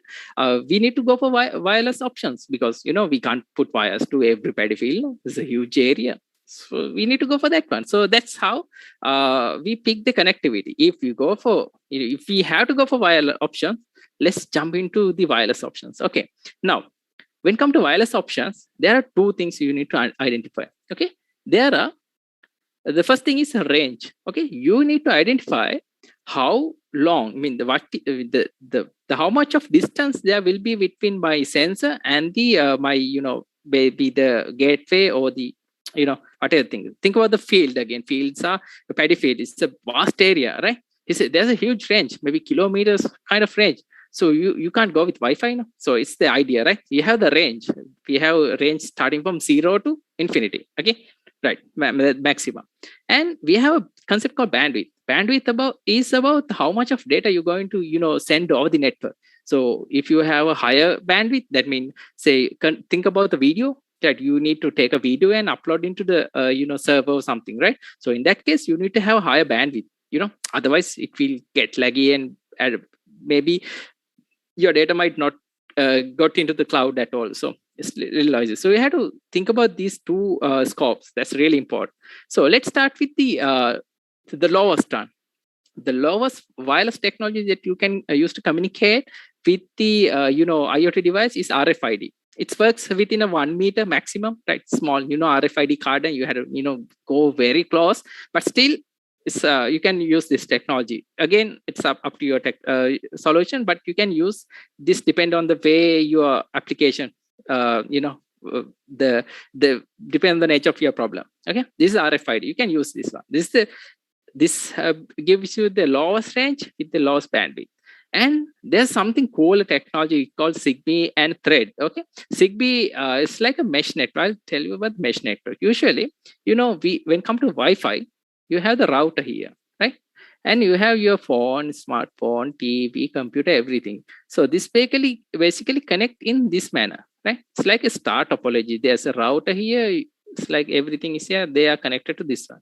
This is the traditional, connectivity in the Wi-Fi and kind of thing. But in the mesh network, what you get is something like this. You have nodes here and there, right? It's similar to your phone or kind of thing. These networks have this mesh network, right? They're connected the way they, how they see the devices. So if this particular device want to communicate with this particular device, they don't have directly, but you can send message via this, this route, right? This is something called mesh. Oh, sorry. Here, let's go. This is something called mesh network. So it's really interesting. If you are thinking about, something which has average range about, 100 meter to 200 meter, you can go for something like this. You have a lot of sensors. A lot of sensors mean sensor fusion. There are a lot of sensors, right? In here and there, within a gap of 100 meters, 200 meter kind of thing. So you can select something like this, right? Zigbee. Zigbee is a really famous technology. It came around 2005, if I'm right. And Thread, again, a similar technology. Totally, the physical layer is taught. The physical layer means the way they transmit wireless signals, RFID signals, are totally same. But the only difference is in the software stack. I mean, the way the information now, say example, we have information here. So we have packet, right? Now, I mentioned earlier in the coffee machine, I had to put address and the data, right? So this is a packet, the data packet. You have to send this one to this one.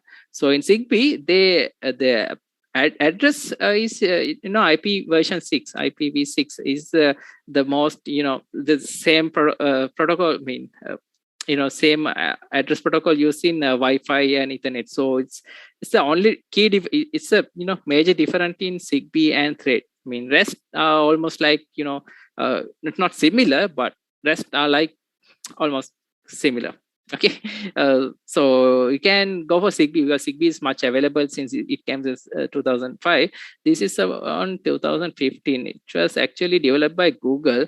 to empower home automation applications. I don't remember, there was a product, the very famous product from Google. It's about thermometer.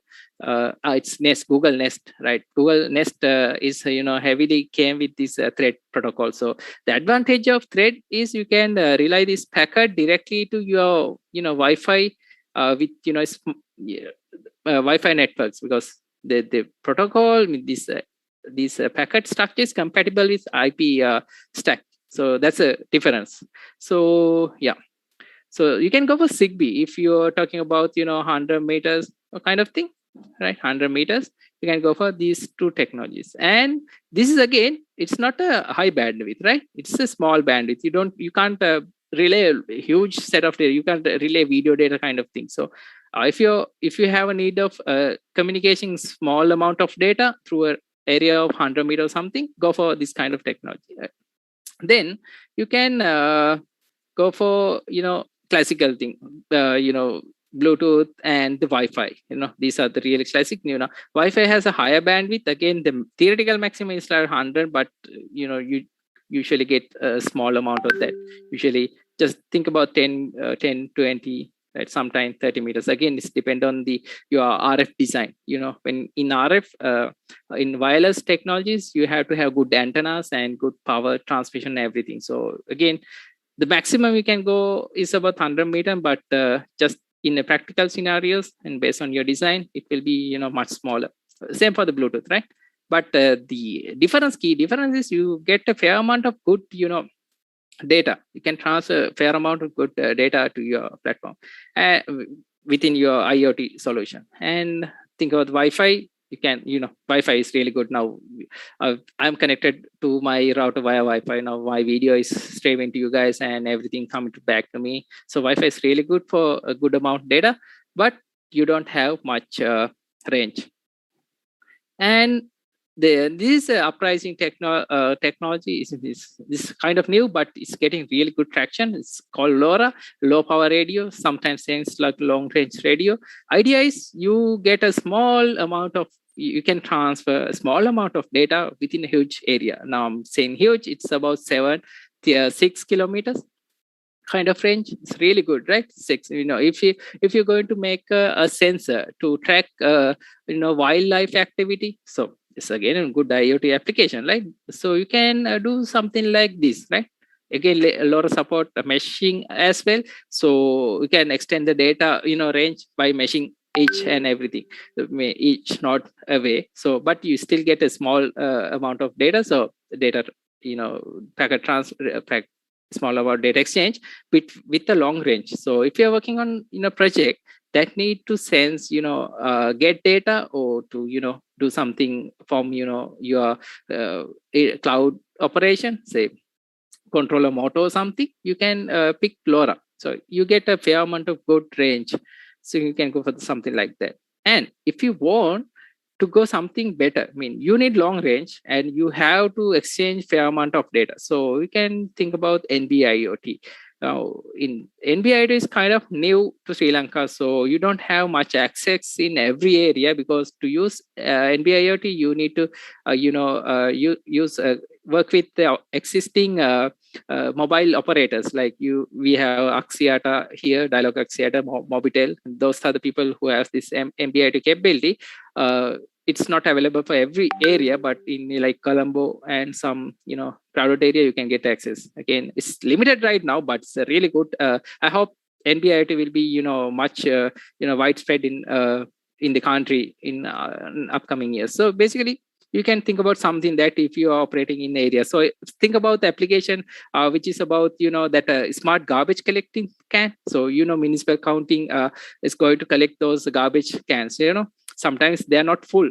Okay, so you can wait some days. So you can use NB-IoT kind of connection to communicate information these relays. So the municipal council can use their trucks to optimize the route, and they can pick the fill the garbage can. So if you think about the IoT application like such like that, you can. This is the idea. And if you think about, and the last one and the most famous one maybe for long range is GSM. 4G, 5G, 3G, everything is on the GSM domain. So if you have a huge amount of data to relay to your within your IoT platform, go for this one. All right. So it's about huge, large bandwidth and again large range, because basically you can send data from Jaffna to Hambantota without an issue, right?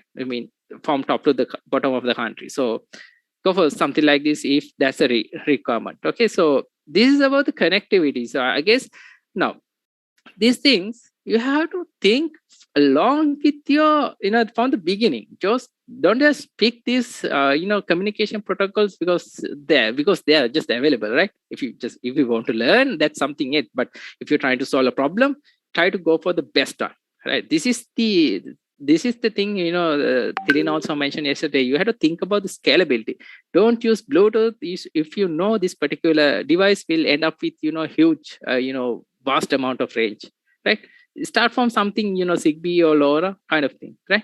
So that's really important, right? It's really important thinking pattern. You have to get started. You have to practice from the beginning. So it's it's really important as engineers, especially, right? So okay, so now everything about connections and everything. Now in IoT, this is the most critical area, the power, right? Because an IoT connector devices are everywhere, scattered everywhere, right? It may be in a jungle, it may be in very close to you, who knows, right? So you need to have good idea about how you're going to power your device. So this is about it. Now the easiest way to power any device is the grid, right? We have 230 line. You just put a transformer or transformer something, what you call power module, SMPS, right? Is a switch mod power supply. You see same things in your computer, in your desktop PCs, power supply units. You can do something like that. And if your device is much portable, yeah, this need to be portable, so it moves here and there. Go for a battery, right? Otherwise it's not possible to work with the power line, no? So go for a battery. Now battery is a huge thing. Now this is very complicated thing. It's not like for from the top it's like really cool, but there are a lot of things you have to think. Now there are a lot of battery chemistries, like battery shapes and things are there. So when you're picking up a battery, you have to think about the size of your product. Again, whether how much of current your battery will use. So for example, these kind of small batteries, these alkaline batteries can't give you a lot of current to your device. Say if your device need a lot of current, this kind of batteries can't serve it. So basically your device will be shut down for a certain second. Usually when say amount, okay, this is a time, this is a current. Okay, so imagine this particular battery can give you a maximum current of X. I don't know the value, but your circuit's going to turn on something, LED light or something. Usually this is what it can give. But if you're going to turn on something, say LED or something, your current demand will be rise. It will be rise because you need extra current to power up your LED. But if this battery can't, say if this is the limit, if this is the limit, this can't give that power. So this particular battery is not suitable for your application. So you have to read data sheets. That's why I mentioned from the very beginning, go for a data sheet. For even for a battery, we have data sheets, right? It clearly mentions what is the limit you can get out from these batteries. So this is really important. Okay. Okay. Then you have the energy harvesting thing, right? It's about solar panel kind of thing. Now remember that the initial example we had about that paddy field. So we can go for a battery, but again, when thinking about the huge area, with the area of kilometers kind of thing, battery is not possible, because if battery is going to drain up, this battery is going to at the end battery is going to dry up, no? So we have to replace the battery. It's very tedious task. So this is the best option. You can power up small sensors from a small these kind of photogalvanic sensors we call the solar panel, small solar panel. So this is the ideal option. So if you think about the remote IoT application, which is far away from your real station. Think about LoRa kind of thing. You can go for this kind of thing. And wind, again, a little bit implementation little difficult, but still compared to solar, because it's just a matter of putting a panel. But wind, again, there's some mechanical parts and a lot of things you have to worry about. So I'm not recommending wind for very long distance, because you have to do some maintenance. Who knows what will happen with the rotating parts. And again, we have vibration kind of technologies. I have seen there's a video. There's a road. This is a road, and vehicles are moving here and there, right? So that road has this is a cross section of the road. Now this is how the vehicles are moving. That particular road has some kind of magnets and the spins kind of thing, which can create vibration. When pick up a vibration, these magnet and coils can pick up a vibration. When the vehicle is moving, you get vibrations. Basically, vibration is energy. So it can convert this energy into electricity. So it's a very creative way of thinking, generating electricity. So basically, when the vehicles are moving through the road, we can get electricity. So if your application, I don't know what it's going to make, but if this is good, go ahead. It's a really, really fascinating one. Now, there's another thing. These batteries are single time, right? You just charge it, you just use it, and you have to throw it away. Now think about the environment, right? These are really poisonous, right? Every battery you're going to throw up will be end up in the in our lakes, in our nature. So try to go with a battery which can be rechargeable, but the cost is high. Okay, for rechargeable battery you have to pay more. Okay, because just adding a battery is not enough. You have to put a method to charge it, right? When come to you need to get power from the grid, so you have to do that power conversion. Like we can't put a 230 volt on battery now, so we have to reduce it and charge it properly. So these batteries, lithium ion, lithium polymer, nickel cadmium, are really dangerous, people, right? Just don't put a battery to sake of don't just charge them without prior without carelessly. You don't charge these batteries carelessly, because if you do something wrong, it will blow up, right? So do you remember that case happened in Samsung S7 or something? That battery got blasted because it's not going to charge. So these batteries are really you need to be careful, right? You may not consider these things as very seriously, but if you do something really wrong, it will burn your entire house sometimes. So when you go for rechargeable batteries, you have to be really careful, right? So you have to use a BMIC. We call battery management IC. Sometimes it's called PMIC.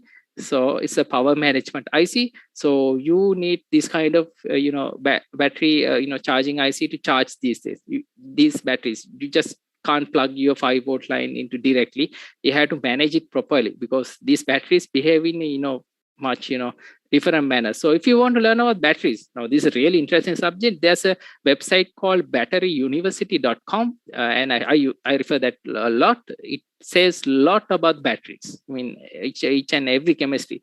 So even for what you call lead acid, the typical battery we use in cars, 12 volt, that bulky one, it's a lead acid battery. So you can learn a lot about the charging and discharging and everything. So there's a different I need to mention about the lithium ion and lithium polymer. Lithium ion is really good battery, but it has less current capability compared to lithium polymer. So lithium polymer batteries can give huge current to your circuit. So in drones kind of application, drones use motors, right? The robots use motors.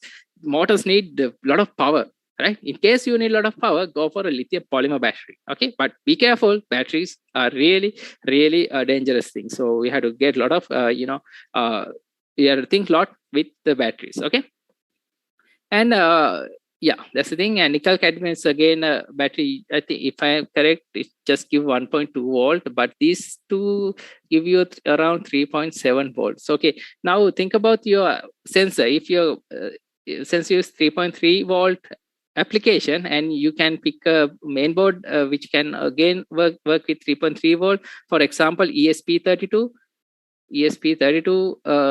is work with 3.3 volts, so you can get this entire thing powered by single battery. Okay, think about the weight and space and everything, right? So for alkaline you get 1.5. So to get 3.3 voltage, you have to stack up at least 3 batteries, right? 1.5 into 3 times, so you get 4.5, right? 3 is not enough.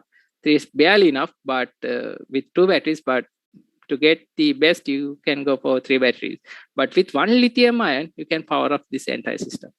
Okay, think about those things. They are really important, right? It's not about power saving, but you have to tally up your entire system with your battery. Now, do you remember that I mentioned you have to identify the power requirement, right? This is important. You can't determine battery without knowing the power requirement, right? So that's why I mentioned always start from the sensors, read specification, then you can get up with the best solution. So that's the thing, right? And this is about the generally. Now I have covered up general idea of selecting the compound. I have mentioned how you're going to pick up a sensor and what are the important questions you need to ask and what are the general processing platforms like MCU, MPU platforms you can pick based on your requirement. And then I mentioned about the network and do you need to go wireless and is it important to go for wireless? If it's okay with wire, just go for it. And you need wireless, go for the wireless protocols. And I mentioned about a lot of wireless protocols they have different natures of operation. And then I mentioned about the power. So basically, once you have this one, you are totally complete. You have a complete list of basic stack to build your hardware. So start with sensor first, then the microcontroller, and then the protocol based on your requirement. And finally, pick the battery. Finally, pick the power requirement. But be careful through, during the entire project, be careful about your power management. It's really important. If your IoT device is, going to dead by, in somewhere around, you don't know how to find it out. So, example, you have a GPS sensor in somewhere, you don't know where it is. It's moving, right? Now it's battery is dead. Now, how are you going to find it to recharge your battery, right? No way, right? So be careful about power because it's really important. Again, I think I missed this one. So again, if you go for a rechargeable battery, you can charge it with the solar or wind kind of thing. Again, you need the power harvesting interface. Again, similar to BMIC. It's again similar to BMIC. So you can find this chip. There are a lot of chips from manufacturers like Texas Instruments, Analog Electronics, and NXP, if I'm correct, right? But I'm pretty much sure TI and Analog has a lot of power management solutions for ST again. ST Semiconductor Technologies, ST.com. Go for their sites and you can find out these ICs. But if you think about modules, go for Adafruit and SparkFun and search for local vendors. They have a website and you can find out about the good modules to get started with the IoT project. Okay, then now. There's something important I need to mention about the power saving. Now, you have everything right now. You have the microcontroller, you have the sensor, and you have the battery. But there's something really important you have to focus. It's about power saving, right? So power saving, right? When you are, in most of the ICs nowadays have inbuilt power saving features. Like basically, we have our own power saving features now. We are a hardware, we have brain, everything. We have power saving feature. What? Sleep. We just eat, sleep, right? so we save our energy, we just refresh our energy by, sleeping. So the microcontrollers again has the ability of sleeping. So it's a good thing, right? It comes to us, it's not sleeping is not good thing for every time, but for microcontroller in IoT domain, it's really important. Sleeping is a really good thing. So now sleeping means doing nothing, right? Sleeping means doing nothing. Say, for example, about that paddy field requirement, you're going to get the amount of light you get to the paddy field. You don't need to scan. You need to sample your sensor every time. So you can sample it for every 10 minutes. So maybe 30 minutes. Doesn't matter. But during the idle time, what you're going to do, right? if you turn your processor that during that idle time, you're going to waste a lot of energy without doing nothing. So that's why I mentioned about that, traffic junction thing. If you stop your vehicle for traffic light, you're going to turn your engine is on, but you're moving. So you're basically burning fuel without that's a really bad thing. So you have to use these power saving options as much as possible. So every IC has the power saving feature. So now this is something I need to. This is something software, but it's really important, right? I mentioned that a lot of, almost all platforms like Arduino, ESP32, what you call Raspberry Pi, doesn't matter. Whatever the processing platform, they have the power saving feature. Now, how you're going to use it is really important. Now, I mentioned that the power saving is about doing nothing, like staying idle. But there are two things. Where, if you're familiar with Arduino kind of thing, the delay, there's a mechanism of using delays in your program. So idea is you're going to do something, right? You're going to do something and you're going to wait. For example, you're going to read the sensor and going to wait 30 minutes in that example I mentioned about the paddy field thing. So if you're going to use delay, what it does is your processor is doing nothing, right? Nothing, doing nothing. Again, doing nothing is the instruction, NOP. We call it in the assembly level, it's a NOP instruction. For us, it's doing nothing, but for your CPU, it's doing something. That something is doing nothing, right? It's real crazy, but the idea is your process is working. Right, you're doing nothing for certain time you're going to give. So basically you're wasting power there. So don't do that, right? When it comes to power saving, don't do that. Just go for sleeps. Now here, sleep is something different, because now when you sleep, just going to sleep, that doesn't mean your CPU is working. Your CPU is on a sleep condition. Your clock system, everything will be sleep, but you have to control your hardware in a manner that you get a signal from an external source that can wake up you. Like, for example, we have we have phones, and phones have alarms. We are going to sleep and we are going to put alarm here and just sleep, and once the alarm is ready, we just get up. That we know, okay, this is the external signal for us. And same way, you have to think about in your hardware to generate a wake up signal. So it can be from your sensor, okay, either it can be your internal sources as well. Okay, so think this thoroughly when you are going for the IoT application. This is about software. This is not exactly about hardware, but this particular part is about hardware. You have to put a mechanism to get that wake up signal. Otherwise, you will be slave forever. Sleep for forever. So you have there should be someone to wake you up. So use these things. This is really important. And the second one, use low power options as much as possible, right? Now, if you're into long range, high bandwidth, average bandwidth kind of thing, you can, GSM again, you can use even for big one, even for small one. But this use a lot of power. But if you can do with the small NB-IoT module, it uses less power. So it again gives you the range. So think about your requirement, and if it's possible to do this swap, do it.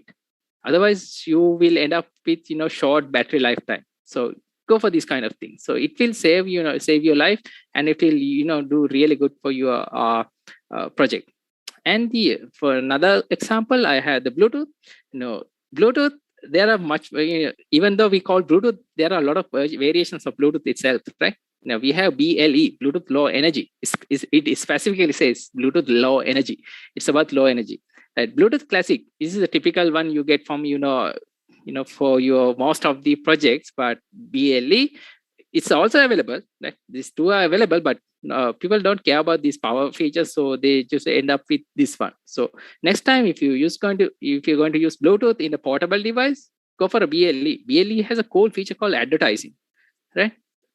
Advertising. It's like you're sending information in a small packet periodically. So in a Classic, you have to pair the device and you have to maintain the connectivity, throughout the entire time.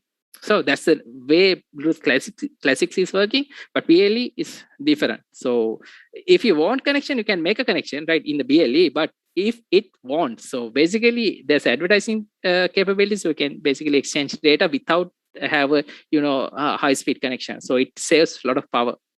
Okay, be caution about that. So try to get the low power options as much as possible. There are more options for that one. And there's another important thing. This is about electronics and use power gating, right? Power gating means it's something like this. Now you have sensor 1, sensor 2, sensor 3, but you don't need all of these 3 to be turned on, to the entire operation. You can shut down.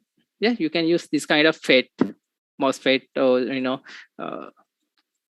switch kind of thing, perhaps relay or just MOSFET, BJT transistors kind of thing. You can power gate. These are the gates. You control the power when it is required. So you can save the power. Okay. So if it's possible, use power gating as much as possible. So it's really important. So you can get the maximum time for your operation time for your your solution, your IoT project. So I think this is about power tips. Like this is for making your product much better. So earlier I mentioned about the hardware and everything. So this is about making your product much better and take maximum out of your power sources. Okay, this is about this is a basic thing about human interfacing. Okay, now I mentioned about actuator. Now initially I think about sensors. Now this is an actuator. Actually, this is an output device. So you get a very the information about your product or your IoT requirements. So there are many options again. So if you go for IoT, think about these things. Now the whole purpose of actuators, the LCD, is to give some sort of this kind of displays to give some sort of output. If it can be done by simple LED, right? If it can be done by simple LED, don't go for these kind of things, right? If LED is enough, just do it, right? Use it. Now this is this particular LCD is the cheapest one, again sort of famous, and it's quite simple, right? It's a character LCD, but only disadvantage, you only get these alphanumeric just text and numbers. You can't do much graphical fancy things. You just do the basic need. Again, think about the user interface. If you're a user, again, now I'm going back to the problem, right? Again, right? If you're in your application scenario, the user is not capable to read these characters kind of thing, don't pick this up. Don't pick this up, right? So again, go back to your requirement. If it says it's okay to have in this particular in your problem, it's okay to have these kind of LCDs, go ahead.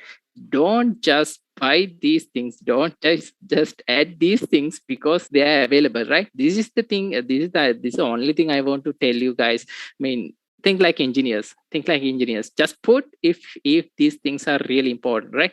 Don't to make you want to add some fancy things to your product. It's good, it's nice, right? But if it doesn't add you any advantage, any functional advantage, don't use these things. That's really important.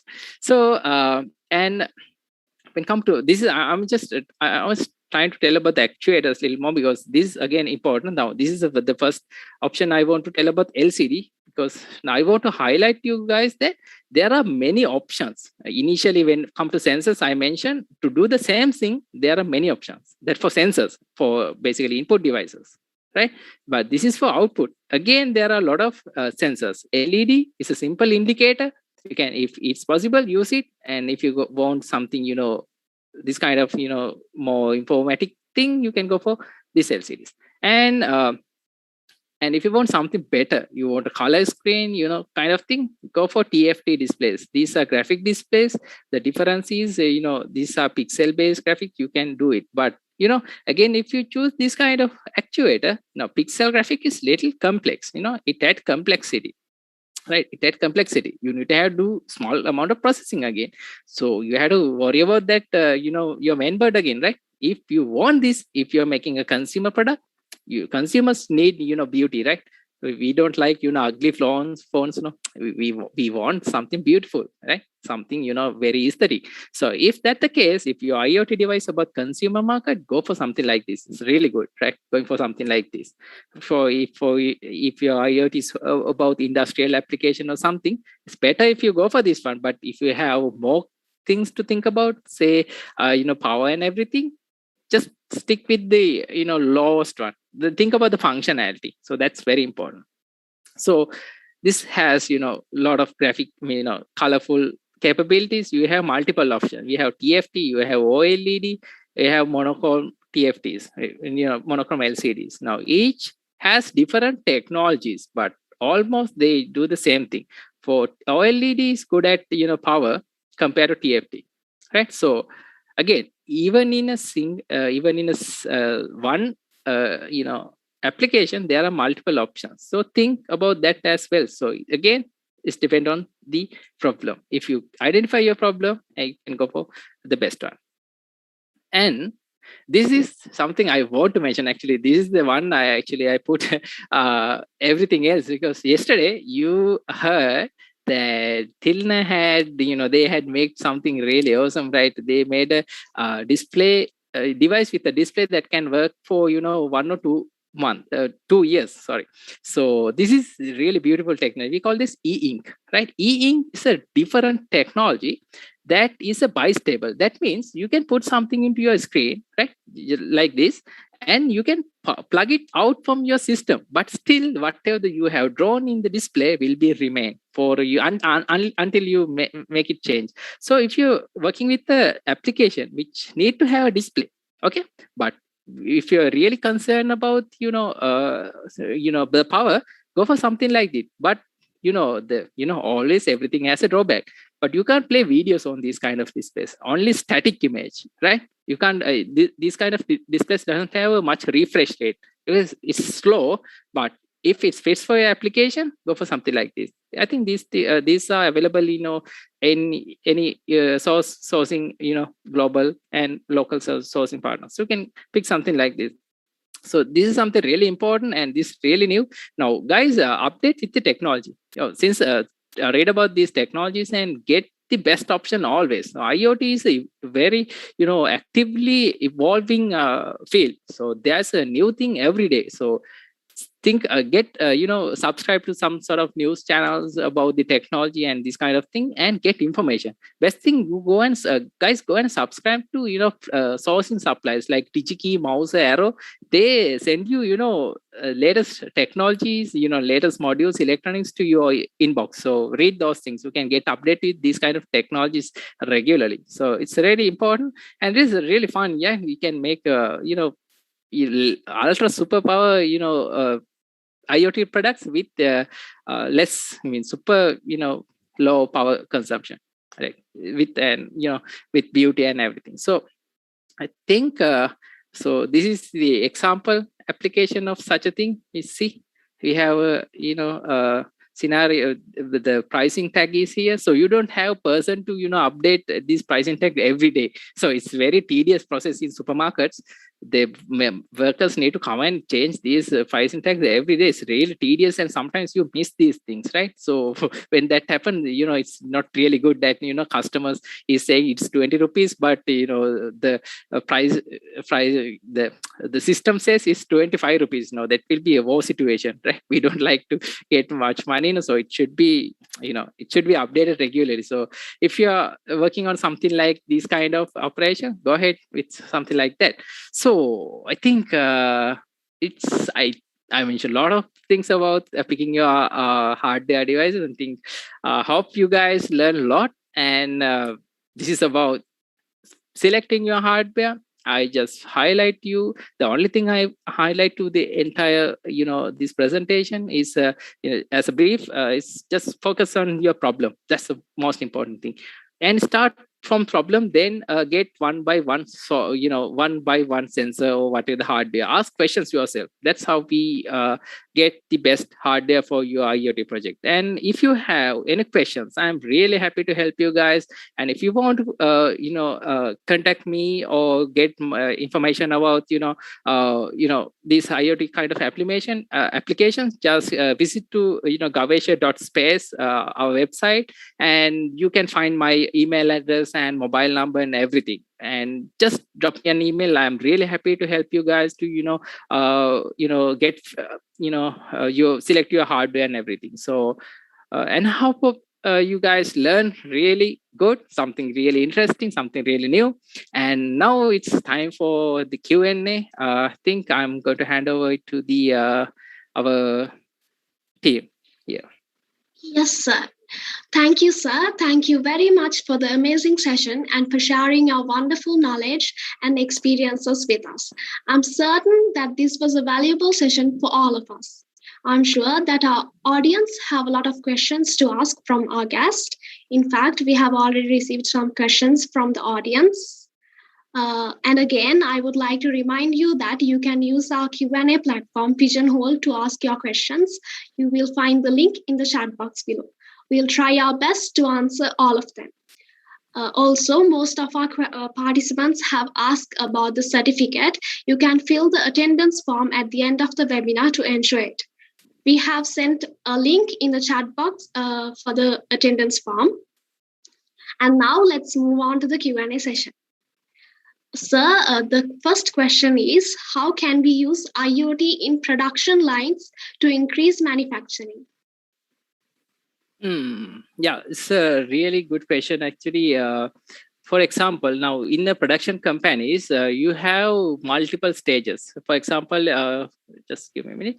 So, okay, in a production environment, you have to look about logistics. Like there's the key part is a logistic. You can, if you want to improve the entire process of industrial environment, you can pick a bottleneck. Maybe in your industry, in the particular industry you're going to solve this particular problem, the bottleneck might be on the transportation area. So just you can put some real-time sensors to streamline the transportation line. Then you can improve the that particular production. Okay, so you have to identify the bottleneck of your industrial application, then tackle that problem with the IoT.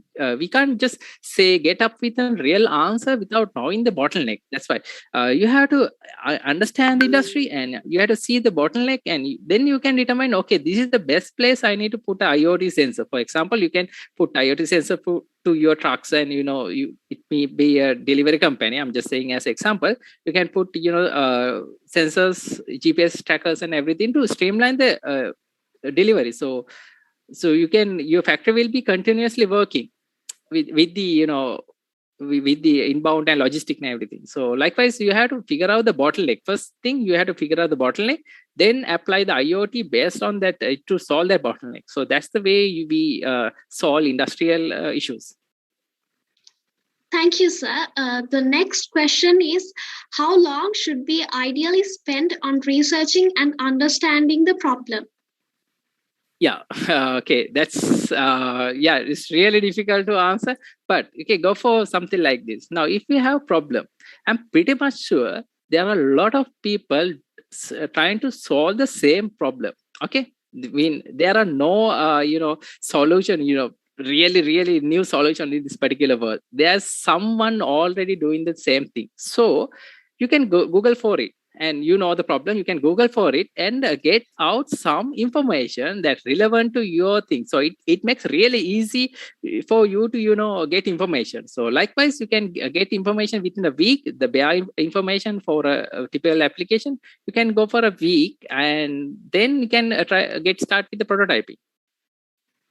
Spend 1 week. That will be really good. Okay, thank you, sir. We have another question from one of our participants. It is safe to remove voltage regulator from development board when powering through a battery? Yeah, here, I mean, I don't know what sort of battery you're going to use, right? Say, if you're going to use a 6-volt battery directly to your microcontroller, don't do this. What regulator does is it reduces the power voltage to the ideal voltage that you need for your IoT platform. Say, if for ESP32, your regulator will convert 5-volt or 6-volt or something into 3.3 volt. If that's the case, don't, your battery is something bigger, don't do that one. And again, think about this. Batteries usually discharge, say, for even for lithium ion battery, it starts from 4.2 at maximum charge. The full charge voltage is about 4.2 volt. The minimum voltage is about 2.7 volt. So you get, during the time when the battery is discharged, you get a slope of voltage. So you must have to have some sort of mechanism to give a constant value to your system. Say, think about the analog situation. Now, if your power supply is get reduced, the power voltage is getting reduced from 4.2 to 2.7 or something, your analog voltage will be much different. Your readings will be totally disastrous. So always use those kind of regulations in your application. It's a good thing, right? Thank you, sir. The next question is, how can we use IoT with AI? Yeah, there are a lot of things. If you remember that in the video, you can, there was a store. People go into your store and they consider about the fashion store. People like to go to those fashion stores and pick up, dresses and to see whether I'm going to is that the ideal one? No? So, but they don't buy it, right? Actually, they just see it. But if you have IoT network, the fusion of sensors that to identify whether that particular person, what are the interests of the person, you can recommend the product for the user. To recommendation, you need to have, AI. So you have to implement algorithms to identify the flavors of the person along with their, preferences to get that real what you call that how you call that, to get that real engagement, you need to have sensors. For example, there's a application in supermarkets. So you have shopping carts. No, you have shopping carts. You have to grab that shopping cart and you go through the entire shopping mall. So you can put a sensor to your shopping that particular cart and see whether how people are moving around your shop. So you can figure out what are the places people are tend to stop. So that means that particular place has something interest for that particular guy. So once you know that one, you can put AI algorithms and do the matching and thing. And then next time, once that particular person enter into the supermarket, you can put a notification, hey, you're interested on this particular product, so I can give you a discount. So go and buy. So that's the application of IoT and the AI. You can make a lot of sales for supermarkets. So that's a really wonderful area. Yes, thank you, sir. We have another question. What is the difference between an omnidirectional tire and a normal standard tire in terms of traction? Yeah, the idea of omnidirection is about your vehicle is moving to every direction. So but I don't remember the name exactly. There was that wheel with the slopes, and I don't remember the name. So idea is, when you omnidirection tires usually generate a vector to any direction based on the rotation. You can put a mechanism to rotate the motor, and your wheel will be move into different angles based on the power. You don't need to have that steering mechanism based on you don't have to rotate the motor. You can turn the motor in a fixed manner, and just by changing the speed of rotation, you can get the movement into different things. So I don't remember that there was a interesting wheel technology, implementation of wheel. You can use those kind of things. So usual wheels and usual wheels have single direction vector traction vector. So it just move into a certain direction. You have to rotate the wheel to rotate the entire vehicle. But for omnidirection, by changing your speed factor, you can change the entire movement of the vehicle. Thank you, sir. The next question is, does the programming language differ from the architecture of the microcontroller? Can we use C language for any microcontroller? Yeah, C is supported by almost all the microcontrollers. Even for the smallest one to the higher end microprocessor, even for microcontrollers, you can program with C, because C is considered as a middle level language. It's not a high level language. It's neither a low level language like assembly. So C is in the sweet spot. So basically, you can use C and most of the time C++ again to control a microcontroller. But programming language like Java, Java is really special because it's not just a programming language. You need to have a runtime as well. So those kind of to run such a programming language in a microcontroller is nearly impossible, because you need to have a lot of resources to run those things. But now there's a trend in the Python. There's a Python. There's a version called again a MicroPython, which is capable to run in small microcontrollers like ESP32 and kind of devices. So C is really awesome. I'm highly preferred if you guys learn C, because if you know C, you can get into anything really fast. When come to electronics and microcontrollers kind of thing, C is highly encouraged to you encouraged to learn C language. Thank you very much, sir. The next question is, what is the difference between AVR and PIC microcontrollers? PIC, I mean AVR and PIC, I guess, not the PIC, right? Sorry, sir.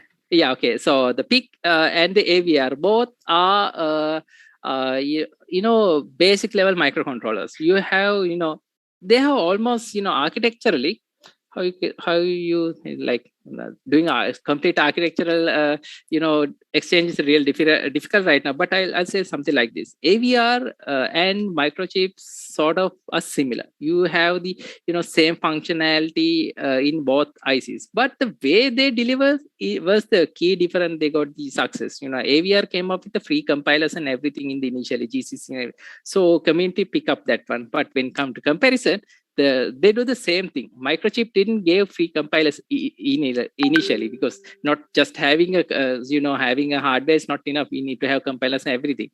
Once comparison, when it comes to power level and everything, they look similar. They do the same functionality. Both are 8-bit microcontrollers, so in sort of RAM and flash, almost same. So I guess it's like both are like in a certain area, certain common area. So there is a difference in high level implementations like the compiler toolchain and kind of thing. So if you're thinking about selecting a microcontroller for your next project, that might be a PIC or the AVR.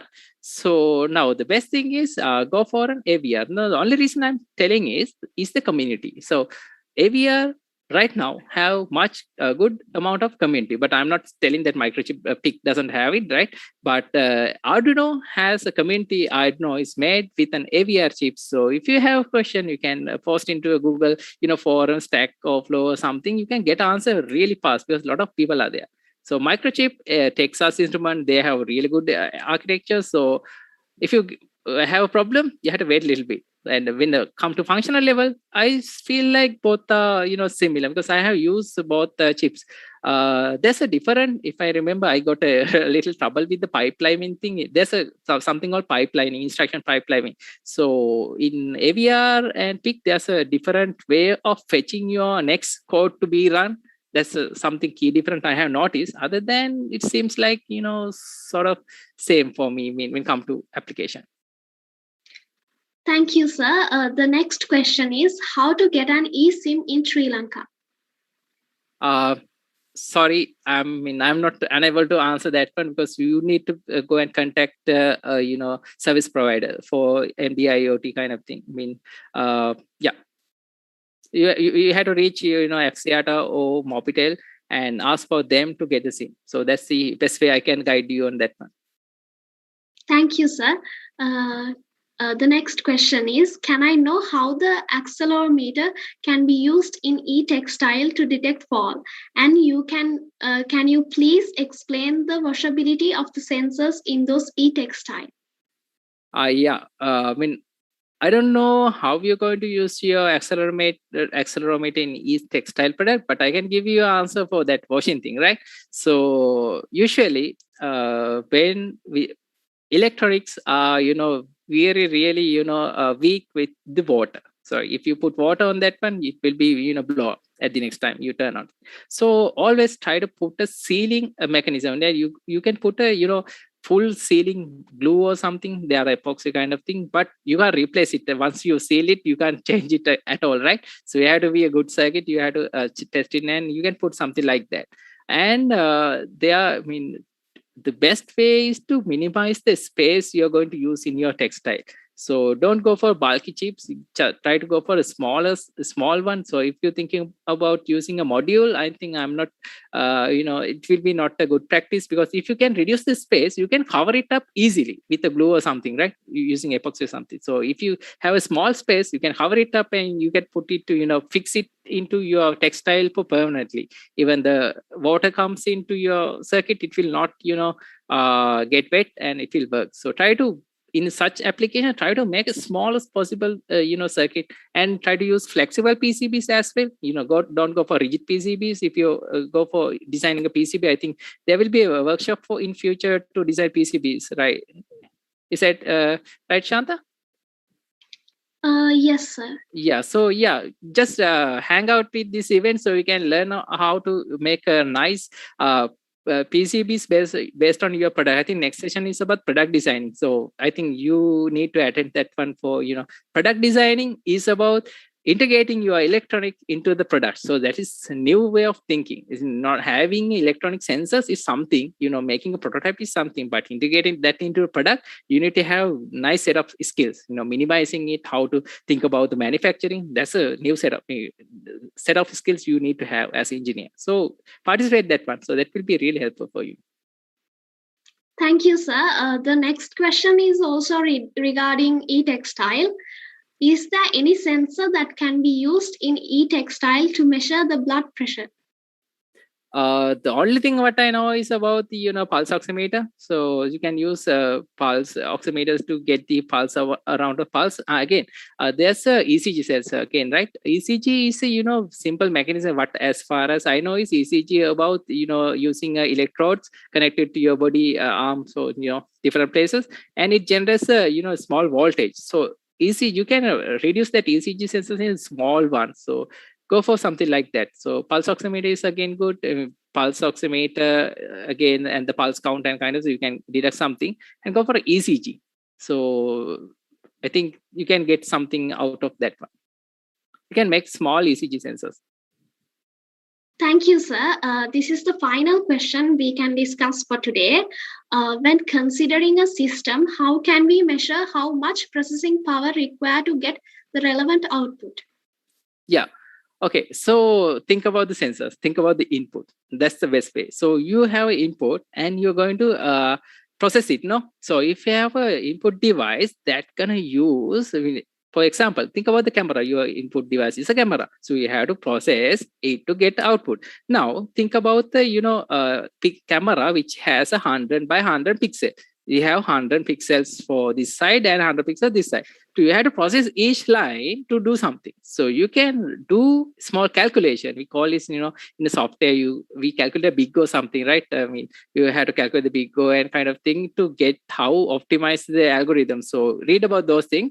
Then you can see, okay, now I have 100 lines and 100 lines. So I have to do this one for 100 by 100 times. So I need to do it within 1 millisecond or something. You have to know that one, right? You have to know the input and how fast you need to control the output. So you need to know by that, that you can get idea about that by the application. For example, in the area of autonomous vehicle kind of thing, you have the input, but you can't waste, 1 hour, 2 hours to get the output. You're going to be crash and you dead, right? So you have to know that how much of response time you have in your system, and then the sensor. If it's a bulky, just go for a big processor, right?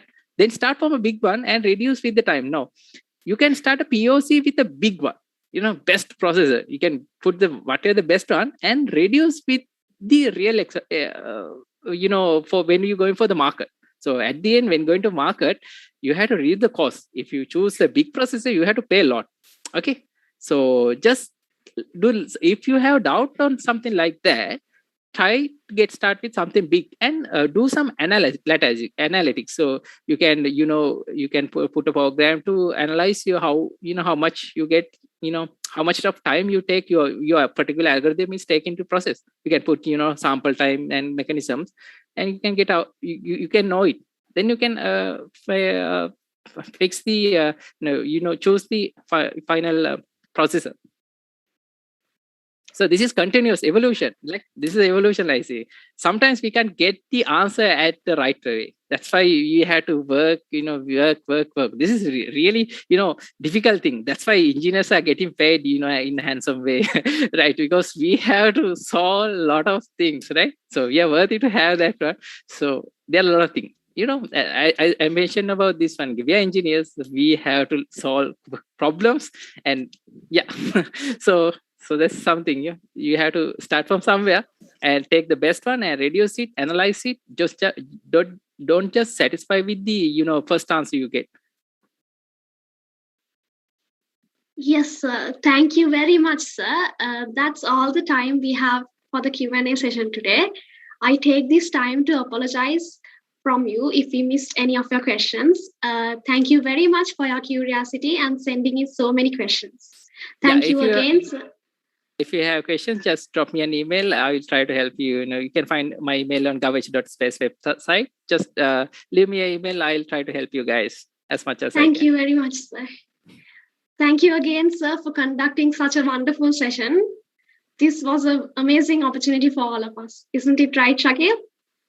Very true, Shant. I think, today was honestly a very memorable day. And on a personal note, I learned a lot, not because of, the presentation being there, but the fact that, we put more practical applications into it. I believe that connected with the crowd much more. Thank you very much, sir, for that.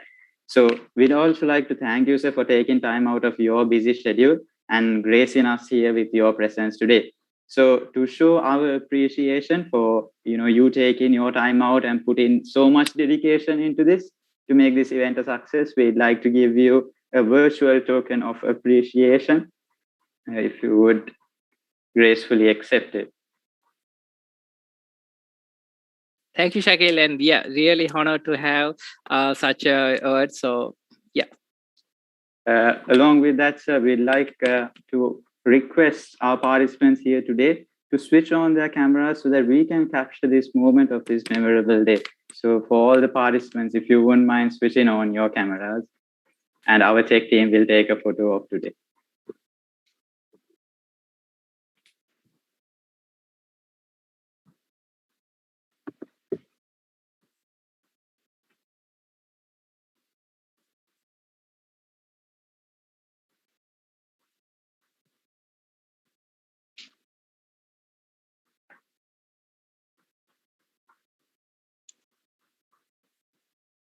We request our participants to come switch on their cameras, because this definitely is something you do not want to let go.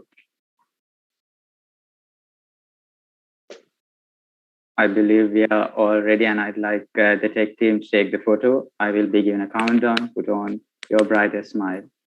3, 2, 1.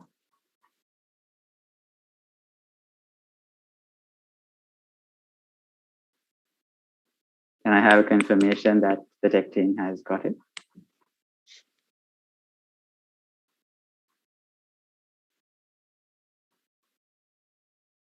Okay, I have a message that it says so. So thank you very much, sir. And for the final part of our session today, we'd like to remind our participants that the workshop is not done. We have more sessions coming up on the 25th of September, the 26th of September, and the 3rd of October. Make sure you sign into them. Next week's going to be on engineering, product design, process, and prototyping, where we have 2 amazing guests, Mr. Ranjan Kulatunga, Senior Design Engineer at Zone 24/7, alongside with Mr. Niroshan Karunaratne, Tech Lead of Zone 24/7, who will be sharing their insights with us. So is there anything more to add, Shanta? Yes, Shakil. There's also going to be a competition following our workshop series. Make sure to join us for coming webinars and keep your eyes open for more details on the competition. We will provide you the latest updates on InnovMind via our social media platforms. Once again, we'd like to remind you to fill the attendance form so you could ensure a valuable certificate for joining our wonderful workshop series webinars. Shakil? Definitely. So finally, on behalf of the IEEE Industry Application Society chapter of Sri Lanka Technological Campus, I would like to thank all of you for joining us here today. We hope you found this webinar session very useful, and we hope you join with us later on as well. Thank you very much. See you all on the 25th. I'm Shanta Vijayasinghe. And I'm Shakil Arifin, signing off until we meet next time. Stay home and stay safe. Thank you very much.